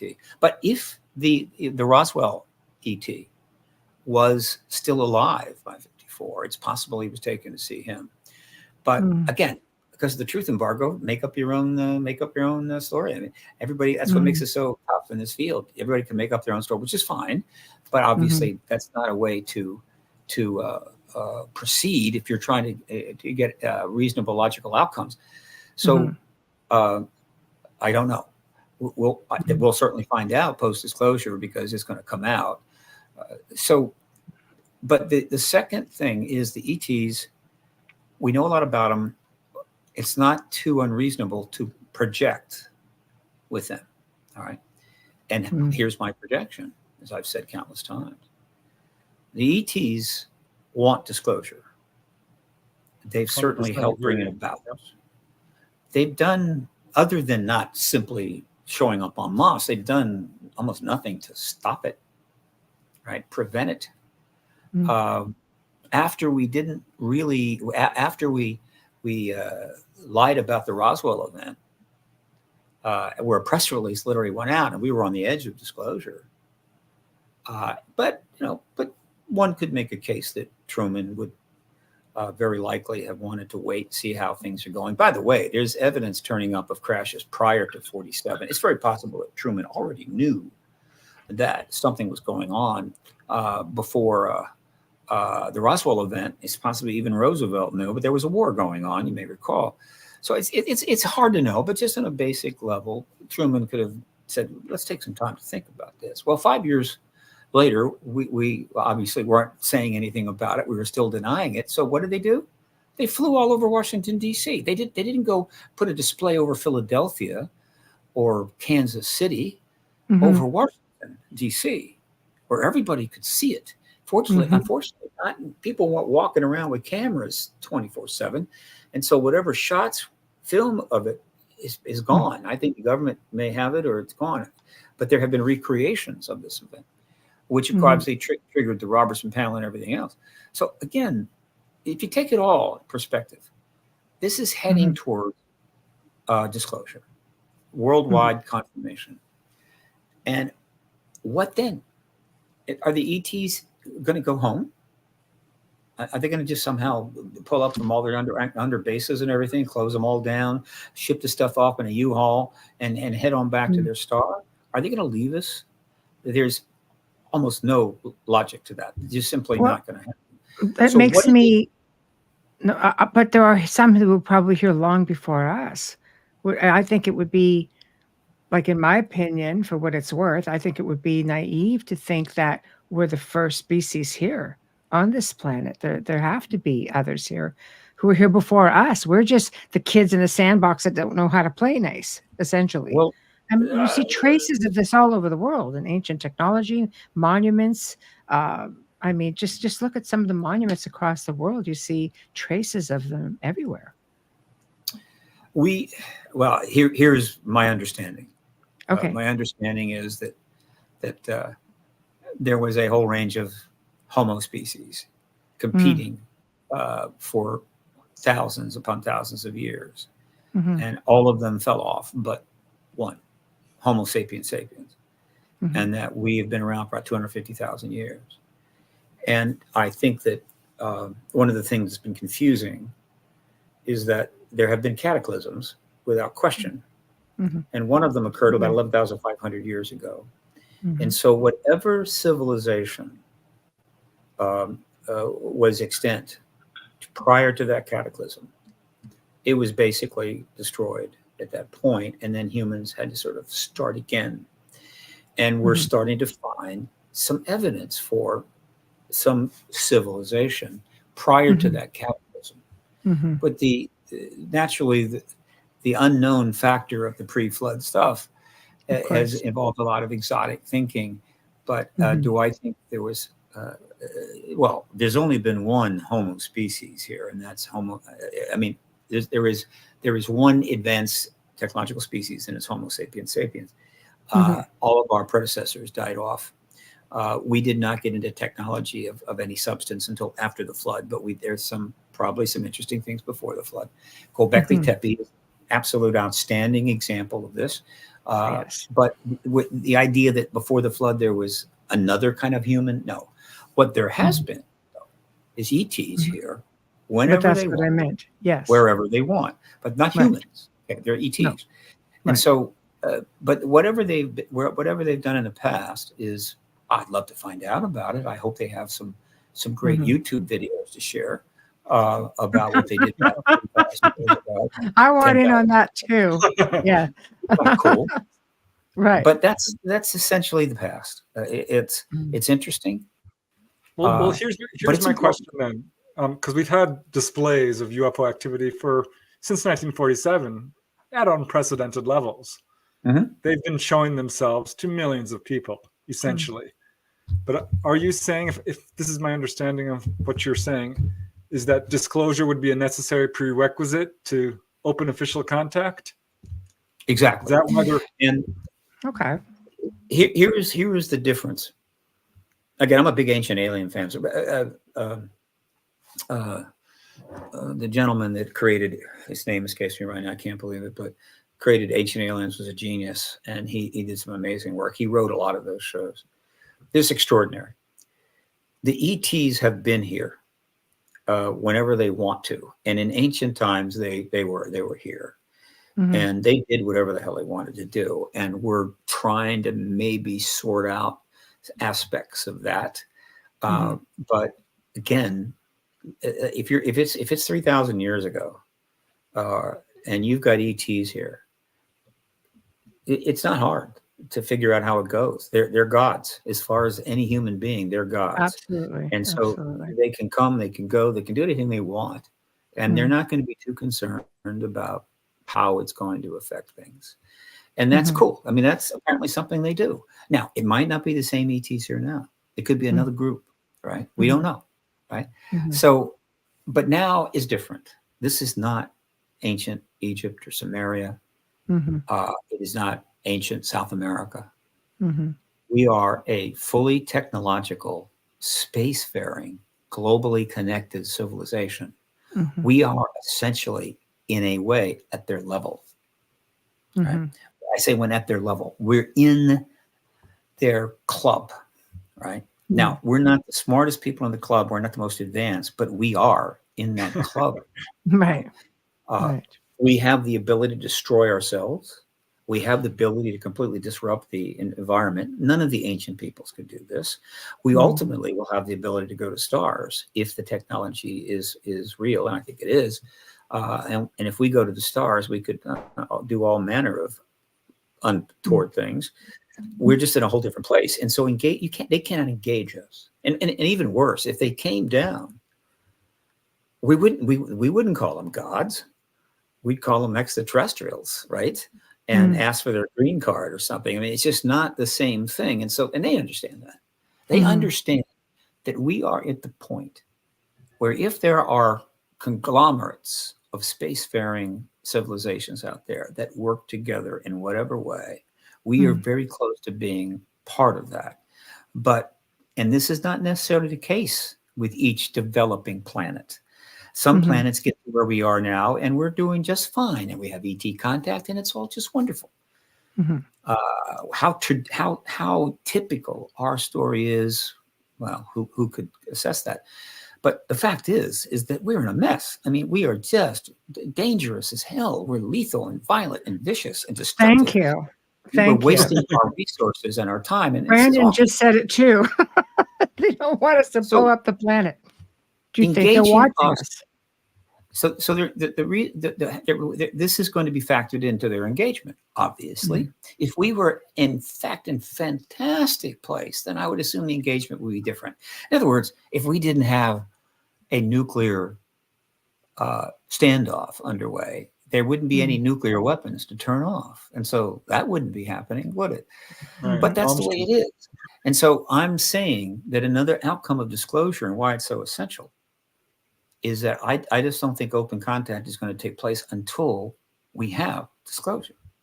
Now, someone will say, well, you know, why does it matter? Right? Why does it matter? That's something that only the ETs can answer. But I think it's clearly, if we have disclosure and a year or two to get real used to that, and humans are really good at getting used to stuff. I mean, it's amazing what we can get used to, and not anything, whatever, it doesn't matter. We adapt, we improvise, and we get bored easily. And so after about 2 years, people are going to be bored. They don't want to read anything about it. They need something new. What do you got? Whatever. And so open contact becomes extremely not anticlimactic, and so less disorderly, appropriate. Okay. And so I think that that's the issue. Now, if we have a nuclear war, that pretty much ruins this whole game plan.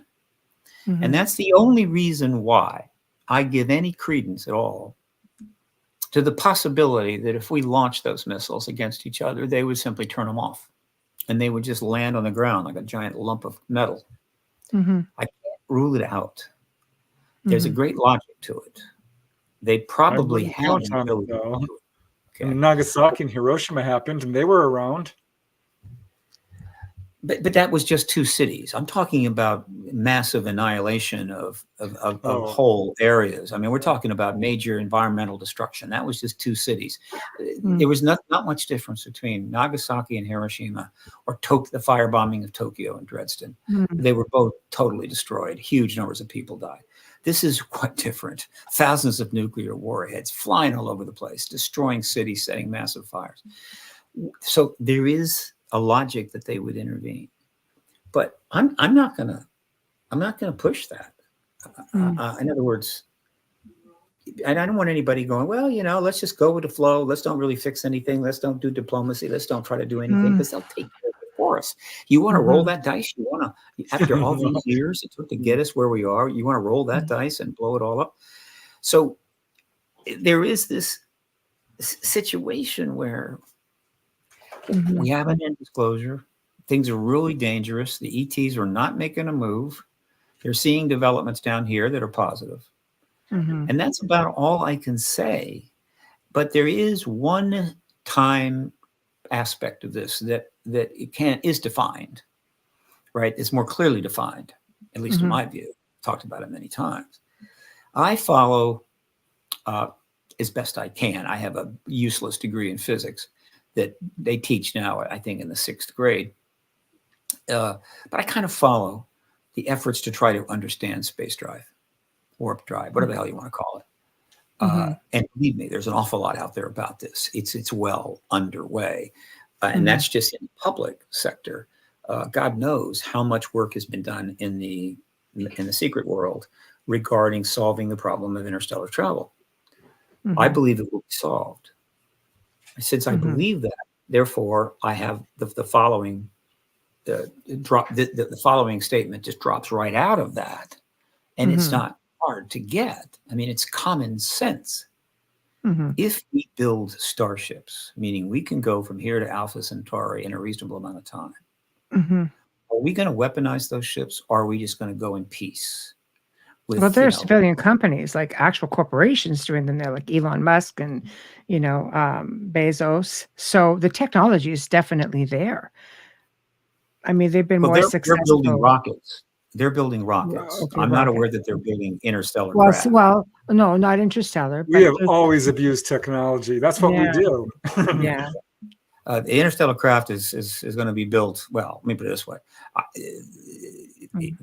they may be. If somebody is building an interstellar craft, it's not Bezos, or they're not rich enough. Right. This would be governmental. This would be government. But if we build such a craft, we're not going to send it out there without arming it. We're going to put nuclear weapons on it, whatever else we can. In all our science fiction, that's what we do. But it's what we do. There's no way, right? We'll do that. And we'll justify it. It's like, look, you got to play it safe. You got to be able to protect yourself. And so at some point, some defined point in the future, which I don't think is far away, I think it's before 2050, frankly, at some point, we're going to be able to fly out of our solar system with a bunch of nukes on a ship, which means that we become a problem for the entire area around us. Not the entire galaxy, but the area around us. We're a problem. 100%. Some idiot humans are going to turn up, and some stupid idiot going to launch a nuke because he's what? And so we become a threat for the first time. We're not a threat to anybody outside this planet. Period. Zero. Okay, until we launch those ships. And so my thinking is that in terms of the ET timeline, they have a certain latitude of what they may or may not do. But once we build those starships, they will intervene. That is the time frame. And if it's before then, fine. But they're not going to sit back and let us build those ships and fly out of the solar system. Every ounce of logic that I have in my brain says absolutely not. And if you turn it around, if you were if humans were advanced and we had star travel and we were circling a planet in the Centauri system, and we saw a planet that was on the verge of that was loaded with nukes and behaving the way we do, about to develop star travel, do you think that we would go, well, what can you do, and just head on back to Earth and say, gee, I hope they don't find out where we are? No, they're going to contain us, keep us in one space. This is why so many researchers have said modern age of UFOs coincides exactly with the atomic age. That's when contact really ramped up to a huge level. It is not an accident. It is not an accident. And so there's a lot of talk about how we're quarantined and quarantined. We're not quarantined. But when we build nuclear, when we build starships, we will be quarantined. Okay. Now, so that's the time marker, and it's close. All right. So until then, we're not a threat to them or anybody else outside our system. And so they can kind of play it as they want to. And then the only issue is, do we get disclosure first or do we get nuclear war? That's why I created the paradigm clock some 26 years ago. Paradigm clock is disclosure at midnight. Capital D disclosure, confirmation. The paradigm clock's about to hit midnight. Doomsday clock is nuclear war. The doomsday clock is closer than it's ever been. I think it's at 90 seconds. The closest it's ever been in all these 77 years. It was created after Hiroshima. 90 seconds. And so it's a race. Now, do the ETs care about this race? I'd love to know. I would love to know if it's a factor to them. It may be, if you guys really want to do it, what the hell? The universe is very old. The Earth will survive you. You'll kill a lot of species off, but millions more will return. You'll be gone. Everything will be grown over. We'll come back in a couple thousand years, see what's going on. The planet has a way of healing itself. It's done it many times. Well, they do care. We know this from firsthand contactee accounts. This is the message they give almost all contactees. So this is a very complicated dynamic. And the only reason that I simply will not push the idea that they'll stop this war, if it happens, is that it discourages people from pursuing diplomacy. It discourages people from taking human action on this. Not that we're doing much, we're not. But the last thing I want to do is make it easier for people to say, what can you do? And by that, I'm talking governments. What can you do? All right, how are you going to stop? It's going to happen. It's going to happen. Or the ETs will turn them off. It's okay. So let's invade this or invade that or be assholes even bigger than we have been. I don't want to help that. But, it's like, it's nice to have at least the possibility they might intervene just in case. We've almost had a nuclear a nuclear event on several occasions when at the last minute, the commander of a base or commander of a submarine somehow made a decision, don't do this. So we've never had that accidental event. And so we don't know what prevailed. Yeah. Yeah. It could be that if in the case of one of the Soviet events, when they mistook, in one case, it was a missile being shot out by one of the Scandinavian countries to test something, nothing big, but some of their systems interpreted it as having a Russian trajectory. And one of the bases south of Moscow basically got the clearance. Somehow the clearance went through. We're under attack. Launch. And the base commander, the guy that ran that facility, couldn't bring himself to do it. He didn't trust it. He didn't, there was a logic to it he didn't like. And so he did not launch. He had the clearance to launch, but he didn't do it. And subsequently he went back to Moscow, and we learned later that he wasn't punished. He had a life. He had work, and he lived out a life, and he wasn't punished. Ultimately they realized, thank you, appreciate that. But what if he launched? He would have launched a number of missiles, probably 8 or 10 or 12. They would have hit 2 or 3 cities. And then the question would be, the Russians would then go, wait a minute, this was a mistake. It was a missile out of Denmark. We fucked up. We're so sorry. Now, this is the whole theme of failsafe. I would invite every single person that hears this, anybody else, go rewatch Failsafe. Watch that movie. That movie will get you. That movie gets right down to the fundamentals and makes it very real. It's a masterpiece, and it doesn't get played much, replayed much, because it's such a downer. It really is, but it's scary as hell. It's brilliant. Watch that movie. We are always dancing on the edge of failsafe. And so the question is, would we have stopped there and said, look, we've lost 3 cities, but let's stop. We're not going to destroy your cities, and then let's get together and end these nukes. And I don't know. I'm not optimistic. We've come that close. Now, the ETs could have prevented that. He could have launched 10 missiles out of that base south of Moscow, and ETs would have turned him off. And people, what the hell happened? What the hell happened? And then maybe at that point they would have disclosed themselves, like, you idiots. Jeez, we didn't think you'd do it, but you did it. So we turned them off, and now you're going to deal with us. Okay? We're going to see if we can help you get out of this mess, you crazy friggin' fools. I don't know. It's frightening. We're going to create our own demise, and disclosure better happen, because at the rate that we're going, we're not going to really be here to see it in its glory, The ETs that is why I'm worried about Warner taking the third option. That's why I'm worried about Warner taking the third option, which is waiting until after the election, after the inauguration. It's 4 more months. A lot can happen in 4 months. And things are very scary right now. So I'd like to get it done. Let's get it done. Right. And then what happens will happen. We will have done what we needed to do. We disclose the ET presence. It'll go around the world. Obviously, there's going to be a great deal of excitement and interest and what have you. It's not going to destabilize the arms race. No.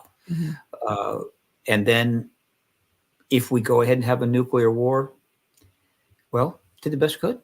I'll have no regrets. But this is why I do what I do. Right. I was born, as I said, I was conceived 6.5 months after the nuclear weapons in Japan. I was born 6.5 months before Roswell, and somehow 49 years after that, I got into this, and I finally realized why. It's just, I've lived my whole life under the threat of nuclear destruction, mutual assured destruction, the whole life under the idea that mutual assured destruction will hold, and nobody is going to be stupid enough to launch a nuclear weapon. And yet I see year after year monumental examples of human stupidity. And so, yeah, I'm on Xanax. You know anybody that isn't on something? Do you know anybody that isn't taking recreational drugs or regular drugs or whatever, or doesn't have an upset stomach?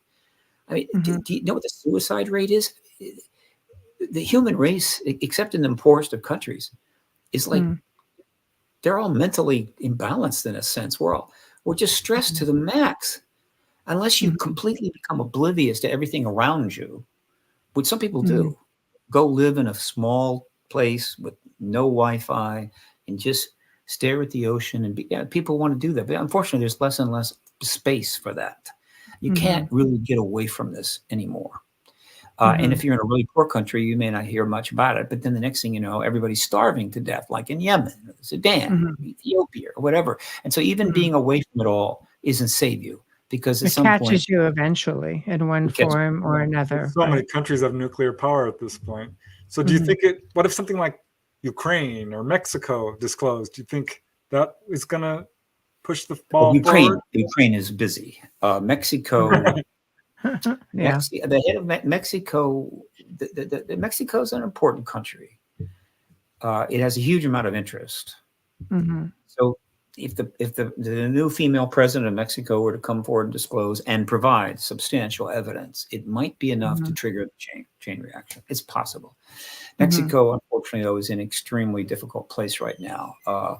The cartels are getting very violent.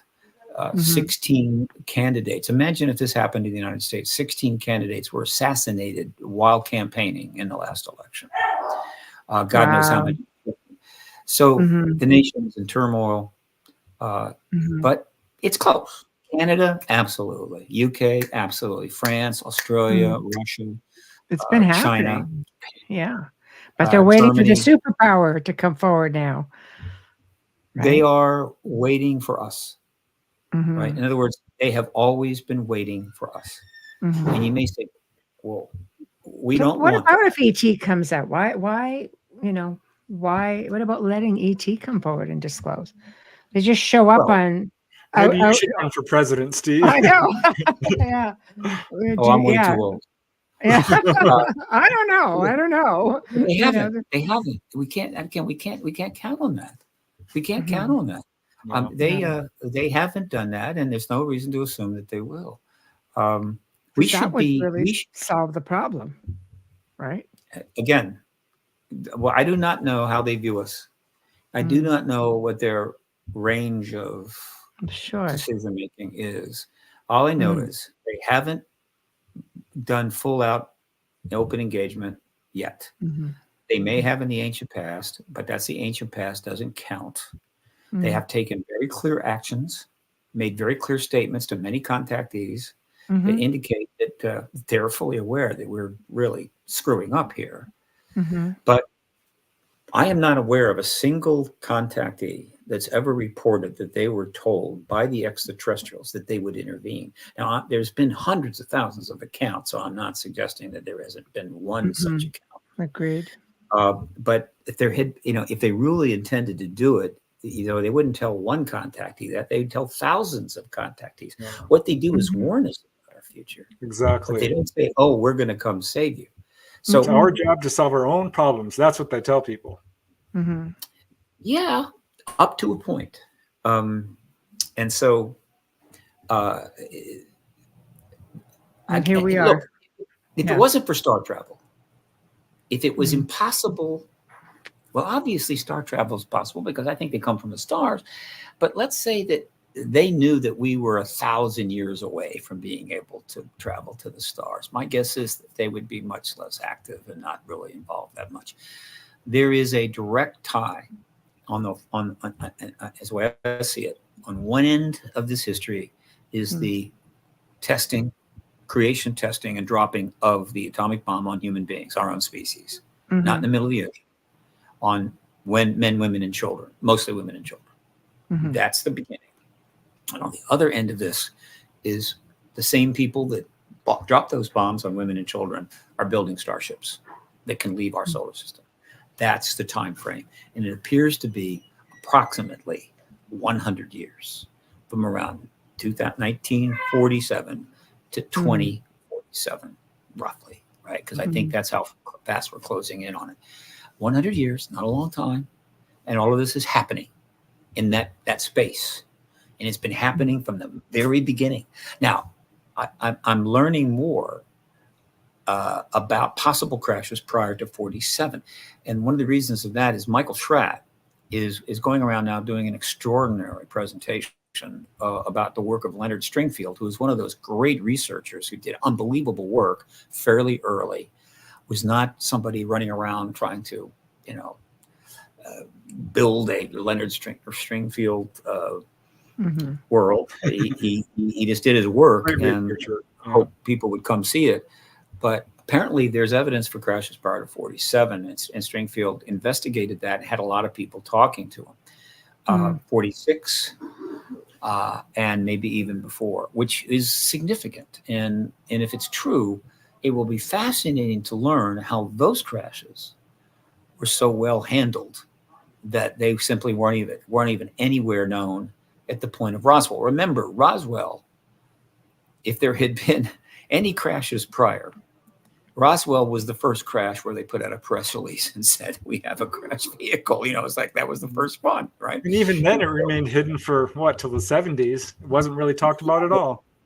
Imagine if there had been no press release and they'd gotten everything and nobody knew anything at all. And it moved forward. It would have made it a lot easier to play this game as we went forward. So this is all history that I hope will come out eventually. I mean, the history of all of this, it deserves dozens of documentaries beyond even what we have, major documentaries with millions of dollars of funding. By the way, I think we've done a lot. We've done a lot here. I think it's time to go to promos, if you don't mind. I'll wrap it up. Getting late. Please. Yes. But promo number one. I don't have the page handy. Might be able to get it, but the esteemed James Fox is in October going to put out his newest documentary, and it is called. Oh God, I'm having a blank again. It's called The Program. Okay, and I got a feeling it is going to be a blockbuster. Hang on a second. Let me see if I can do this. Let's see. Okay, I'm gonna share a page with you. 1 moment. Okay. Okay. Thank you. Coming on back here. going to share a page. Going to come down here. James is, I love James Fox. He's one of the greats in this field. His contributions are just hard to measure. But this is again another example of this process of wrapping up the truth embargo, ending it. We're in this final stage where things are happening faster than the government can keep up with. It is here we go. It's already been written up in the Hollywood Reporter. Okay. Wow. All right. Here we go. New doc. The program set from the Phenomenon director, James Fox.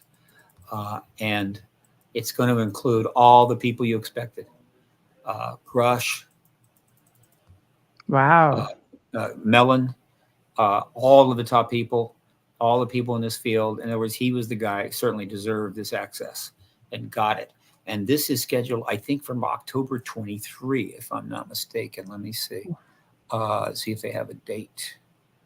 I'm not seeing it yet, but I have heard that it's October, and I think October 23. So that is a few, just a short time before the election. All right. Let me see. And so that's coming. All right. And look for that. There are other projects going on in Washington, in Hollywood, and in the film industry on this. Higher, well, let me do it this way: more professional career people are getting into this because they're realizing it's all true now. And by God, boy, we're going to make a lot of money. And they're putting together nonfiction projects at a level that, of course, we would have dreamed of 30 years ago. Two major examples. J.J. Abrams, one of the biggest producers in all of Hollywood, A-list, created a series called UFO on Showtime. This was 2 years ago. Highest rated program in the history of Showtime. Big surprise. A lot of money spent. Okay. Yes. He didn't get the proper consulting with people in our world. Okay. Kind of worked with, it's like, because we're all crazy, right? We actually believe it was true when the government said it wasn't. So we got to be a little nuts. So one of the shows was a problem, but nevertheless, he did it. He is now doing a follow-up. Okay. And I forget the name of it. I think they changed the name, and I'll have to check, but they changed the name from UFO because I think that I know why they did it, but essentially it's the second season of UFO, and that's coming very soon. Meanwhile, Steven Spielberg, you remember him. He's done some fine fiction and narrative fiction on the subject and made a small fortune. Well, he's about to do his first nonfiction series. He did his nonfiction series. It's called Encounters. And again, he did not get and consult with, I think, people in our world sufficiently. And so he screwed up one of the episodes badly. Okay, but still, that's Spielberg doing nonfiction. That's huge. Yeah, that's right. More is coming. And so because we're in this transition and because media is so critical, a year ago, almost a year ago, publicist Dan Harari and I formed an organization called the Hollywood Disclosure Alliance. And the reason we did this was simple. The last months of the truth embargo need all the coverage it can get, right? I'd like to encourage it. But the post-disclosure world is going to be an incredible time when the demand for content, information worldwide is going to be off the charts, okay? And so that's going to happen. But what is not clear is to what degree the big shots, and believe me, the big shots are going to jump into this with both feet, okay? The ones with giant studios, multi-million-dollar budgets and everything else. To what degree will the big shots who have now seen the light of day reach out to all of the citizen researchers, activists, journalists, documentarians that have been carrying all the water for all these years without much compensation, while the government is saying we're nuts? To what degree will they do that? So we created the Hollywood Alliance to facilitate it. And let me show you that page. Hang on. Right? Okay. Where is it? There it is. Okay. Oh, wait a minute. Forgot to do this. Got to come down here. Go here and share and share and there and here. So this is the Hollywood Disclosure Alliance.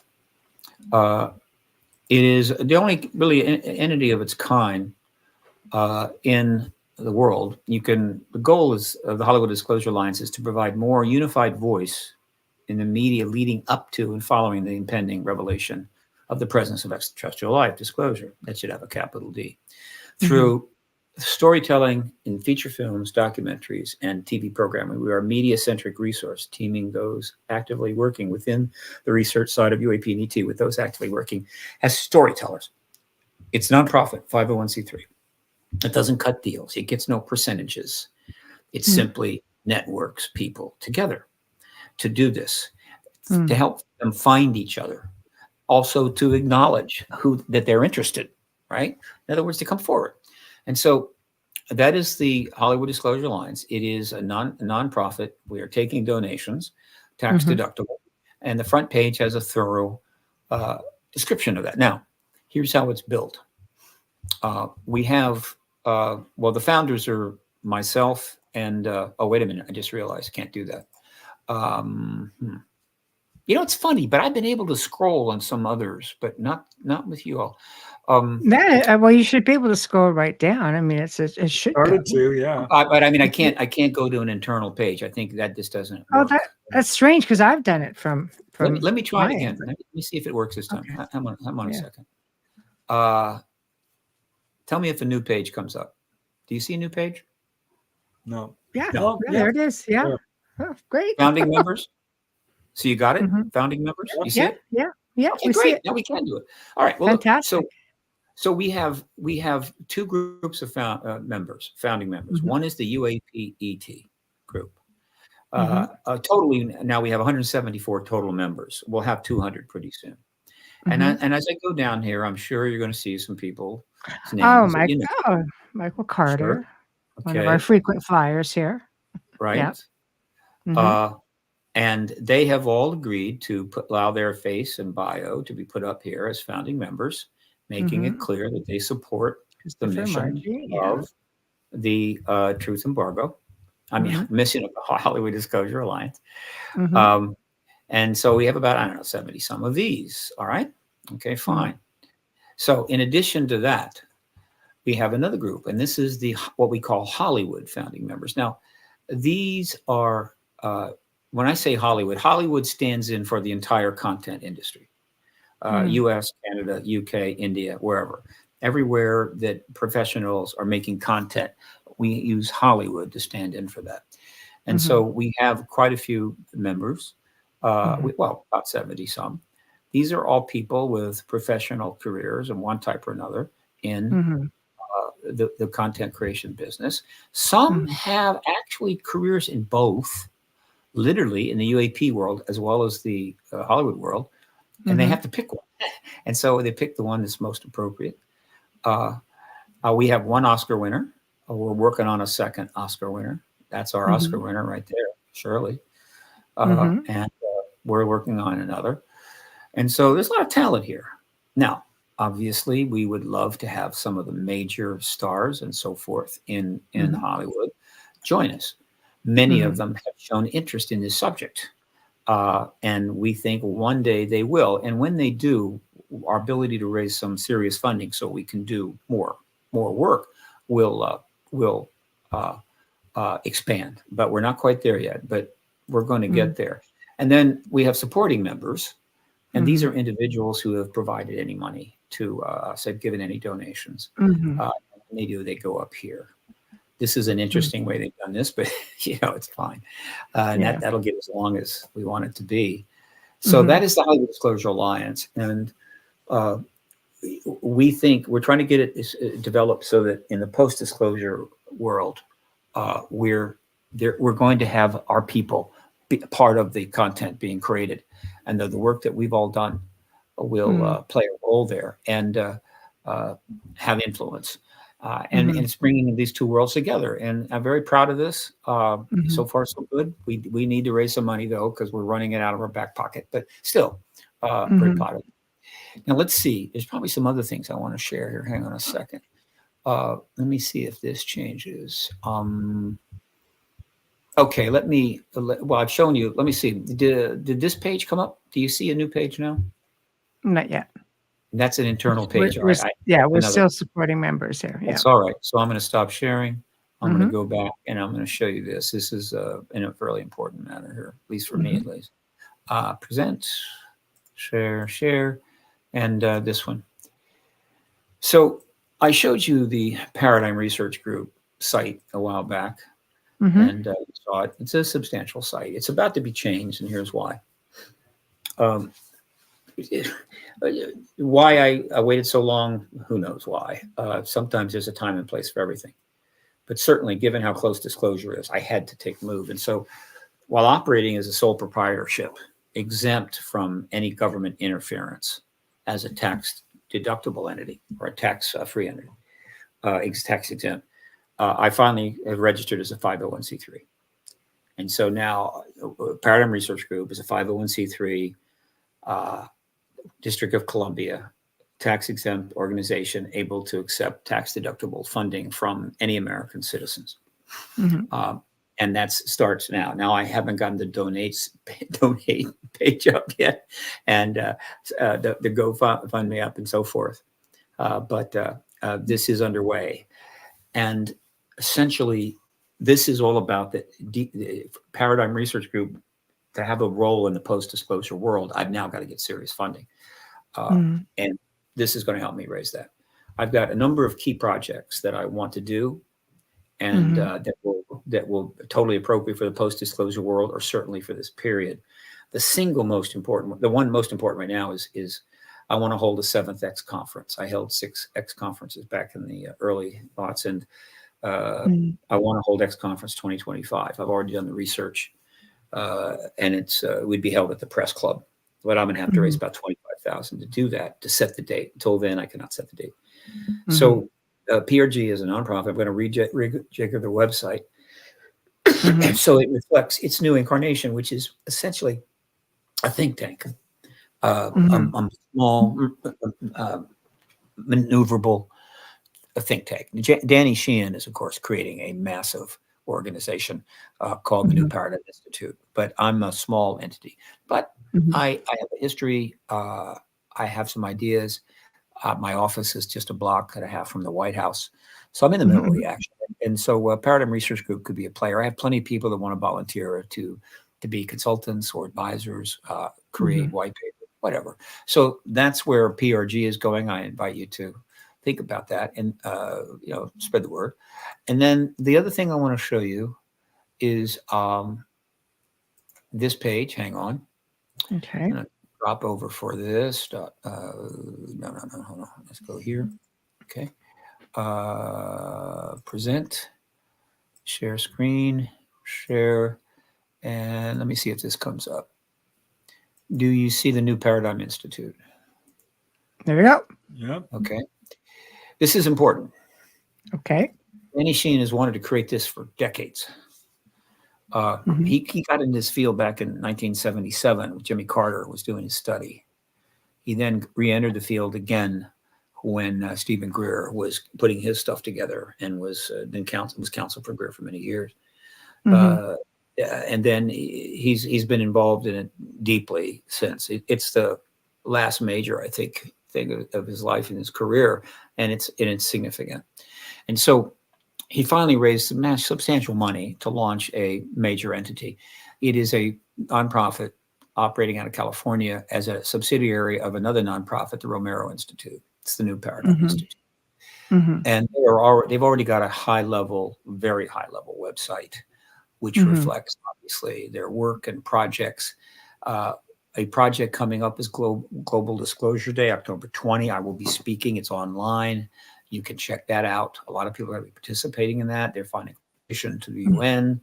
They're going to do the first teach-ins, I think, of any consequence since the Vietnam War. The first one is at Yale, where they're going to bring some people in to speak to the faculty and students.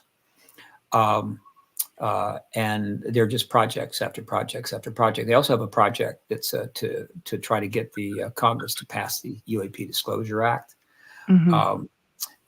And so this is the New Paradigm Institute, and it is a nonprofit. I really look, there are so many millionaires in this country.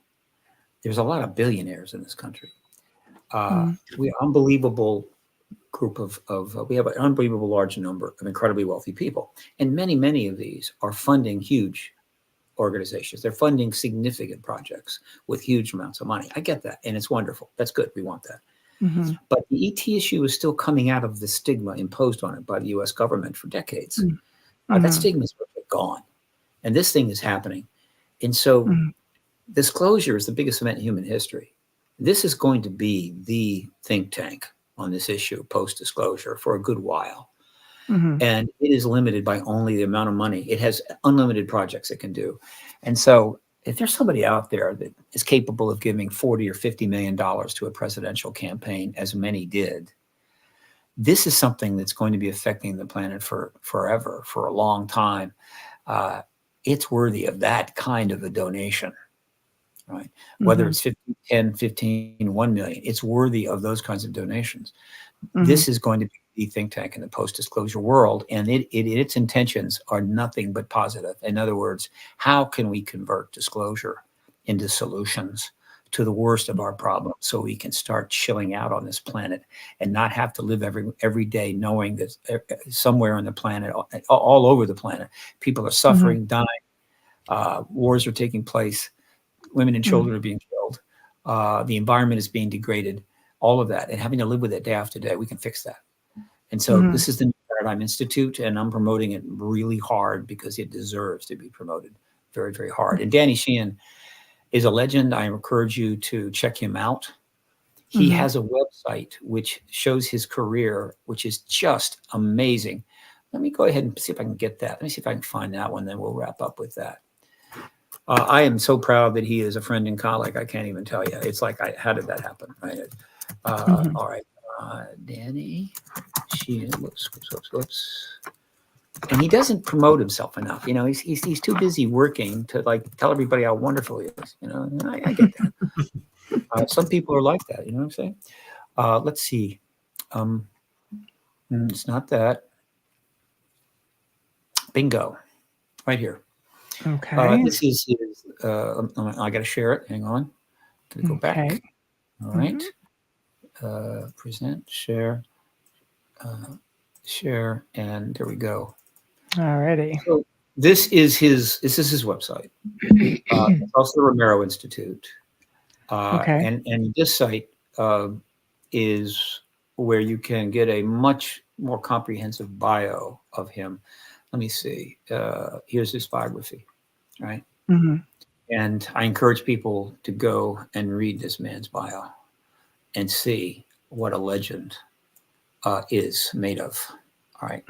This is the bio. Okay. There's no fluff in there. He's also written a biography, half of his biography called The People's Advocate. It's out of print. If you can find it, buy it. This is a great man, and he is on our side and has been on our side for quite a long time. Again, he deserves all the support that we can provide, in my view. Coming back to you all. So there you go. I think I've promoted myself. That's okay. That's okay. You've earned that. My goodness, you're a wealth of information, and I'm so glad that you returned to the show. It's been a long time coming, and you have an open door policy. Whenever you'd love to come back, we'd love to have you. Anything you want to share, it would be awesome. And I will most certainly, all your links, by the way, are posted in the show description. I'm not one of those people that don't put anything there so people can't come and find you. They can come and find you that way. And I'm hoping that you can push forward with this. I'm hoping the results will come as you'd like them to, because I think it needs to happen. If anything, just to overshadow everything else that's happening in the world that is bringing us all down, anything that can bring a little bit of light. We need to get excited again, like we were when the space program was getting close to landing on the moon. We got really excited then. There's been some other moments like that. We need something. This is bigger, though, far bigger than that. No, By it's the a way, I long want to thing to mention do. I am on Twitter. You can at Steve Bassett or Paradigm Research Group. I welcome all Twitter followers. So consider getting me back on after the House hearing. I think it's on November 13th. So sometime after the 13th, let's do another one at Well, least. I would love, I mean, I'm booked all the way into January. Well, So congratulations. thank Great. you. And Preston has a show every Monday night called The Light Gate, and it's all UFO related. In fact, a lot of the people you've mentioned have been on the show, and I was happy to see, looking at your website, of all these people who are involved in your Hollywood project. Many of them have been on the show, and I love John Semple and Jack Roth. I'm actually working on a project with them right now, consulting on a new film project that they're doing. So I can definitely vouch for them. Michael Carter's a very dear friend. So I love seeing familiar faces. These are, when we see people we relate to and that we recognize and that we know are doing great things out there, I think that helps the cause. So, and I should mention, if somebody is as a substantive career effort or work in the UAP ET genre, or substantive career in content creation, right? Right. And you think you'd like to be a member of the Hollywood Disclosure Alliance, get in touch with me or Dan Harari, and we'll check it out. You might very well get joined up. And let's see, so there was something else. Oh, and again, doing podcasts is probably the most important thing that I do, frankly. PRG has some nice projects if it gets funding, but by and large, I've done hundreds and hundreds of them. I have a podcast list of interview lists of programs. It's now at 257. I've actually shared that list with quite a few people. If somebody wants that list, I'll send it to them. No big deal. And I keep adding to it. The podcast army, let me tell you, the podcast army was a non-trivial thing that the truth embargo people didn't want to see happen. They had already been buried in a social media situation and everything. And then the podcast thing shows up and they realize this is just ridiculous. I mean, now it's possible to talk and interact and interview and be seen all around the world. And everything is archived. It never goes away. And so the whole internet is piling up with all these statements and interviews by people that basically make the point that the truth embargo is completely useless. And somehow or another, they've clung to it. But the podcast army is just one more aspect of all of this that guarantees we will get disclosure without question. And then post-disclosure, I predict the podcast army will grow even bigger, right? Because everybody is going to want to talk to everybody. Oh, I can tell you, UPRN is growing by the week. We get millions of listeners. The subject is not going away. It's not going away. It's growing. And I love that. So I will be in touch with you. I will email you and I will connect you up with Preston. If it's okay, I'd like to pass your email on to him. And then you guys can connect, with his show, which is spectacular. I'm not just saying that because he's a friend, because he is. And because this is my key work. If in most 90% of the time, if somebody were to call me and say, "Look, I just lost my guest, and I got to do a podcast in 10 minutes," this is particularly for live shows. Most of the time, I can just say, "Fine, I'll do it." So don't hesitate. Right. We're going to pass you around, Steve. That's the way it goes. All right. Thank you for joining us tonight. Yes, thank you very much. That was awesome. A pleasure. All right. Thank you. Good night. Well, everyone, we have come to the end of another fantastic segment. Big thank you to Folgers Coffee, of course, for sponsoring this shindig. And big thank you to United Public Radio. And thank you to Preston, who hung in there with me tonight. I know usually we interact a whole lot more with chat. Very, very difficult. Steve has a lot to say. And I know we really pride ourselves on giving our guests the absolute fullest attention So, of course, that's what we've done. But we've seen the comments, and I know Preston will probably go back and try to address as many as he can after the fact, because I know Preston. So, big thank you to Stephen Bassett. And tomorrow night, guys, another really special night here in the Outer Realm. We welcome Mindy Toutfest, and she's going to be discussing her book, Dying to Meet Them, A Woman's Incredible Journey from NDE to UAP. And she's going to talk about her NDE experiences and what she calls the void, not with the typical scenario that you would expect. But she talks about this internal journey of growth and her investigation and research into the correlations previously, tongue twister, found between UFOs and near-death experiencers, using the Omega Project while taking them a step further. And she describes them in really great detail based on her own personal experiences. I can tell you, like, I read this, and I mean, I just wanted to hug her. I had to email her. I wanted to really hug you, Mindy. Like, it was just amazing. So tune in for that, and we'll get back on track with chat as well. And don't forget to check out Preston, Dennett, Dolly Saffron, Monday night on the Light Gate, 8 to 10 p.m. Eastern Time. So thank you, and we love you all big time, and thank you for participating in chat. So we'll say good night. Thanks, everyone.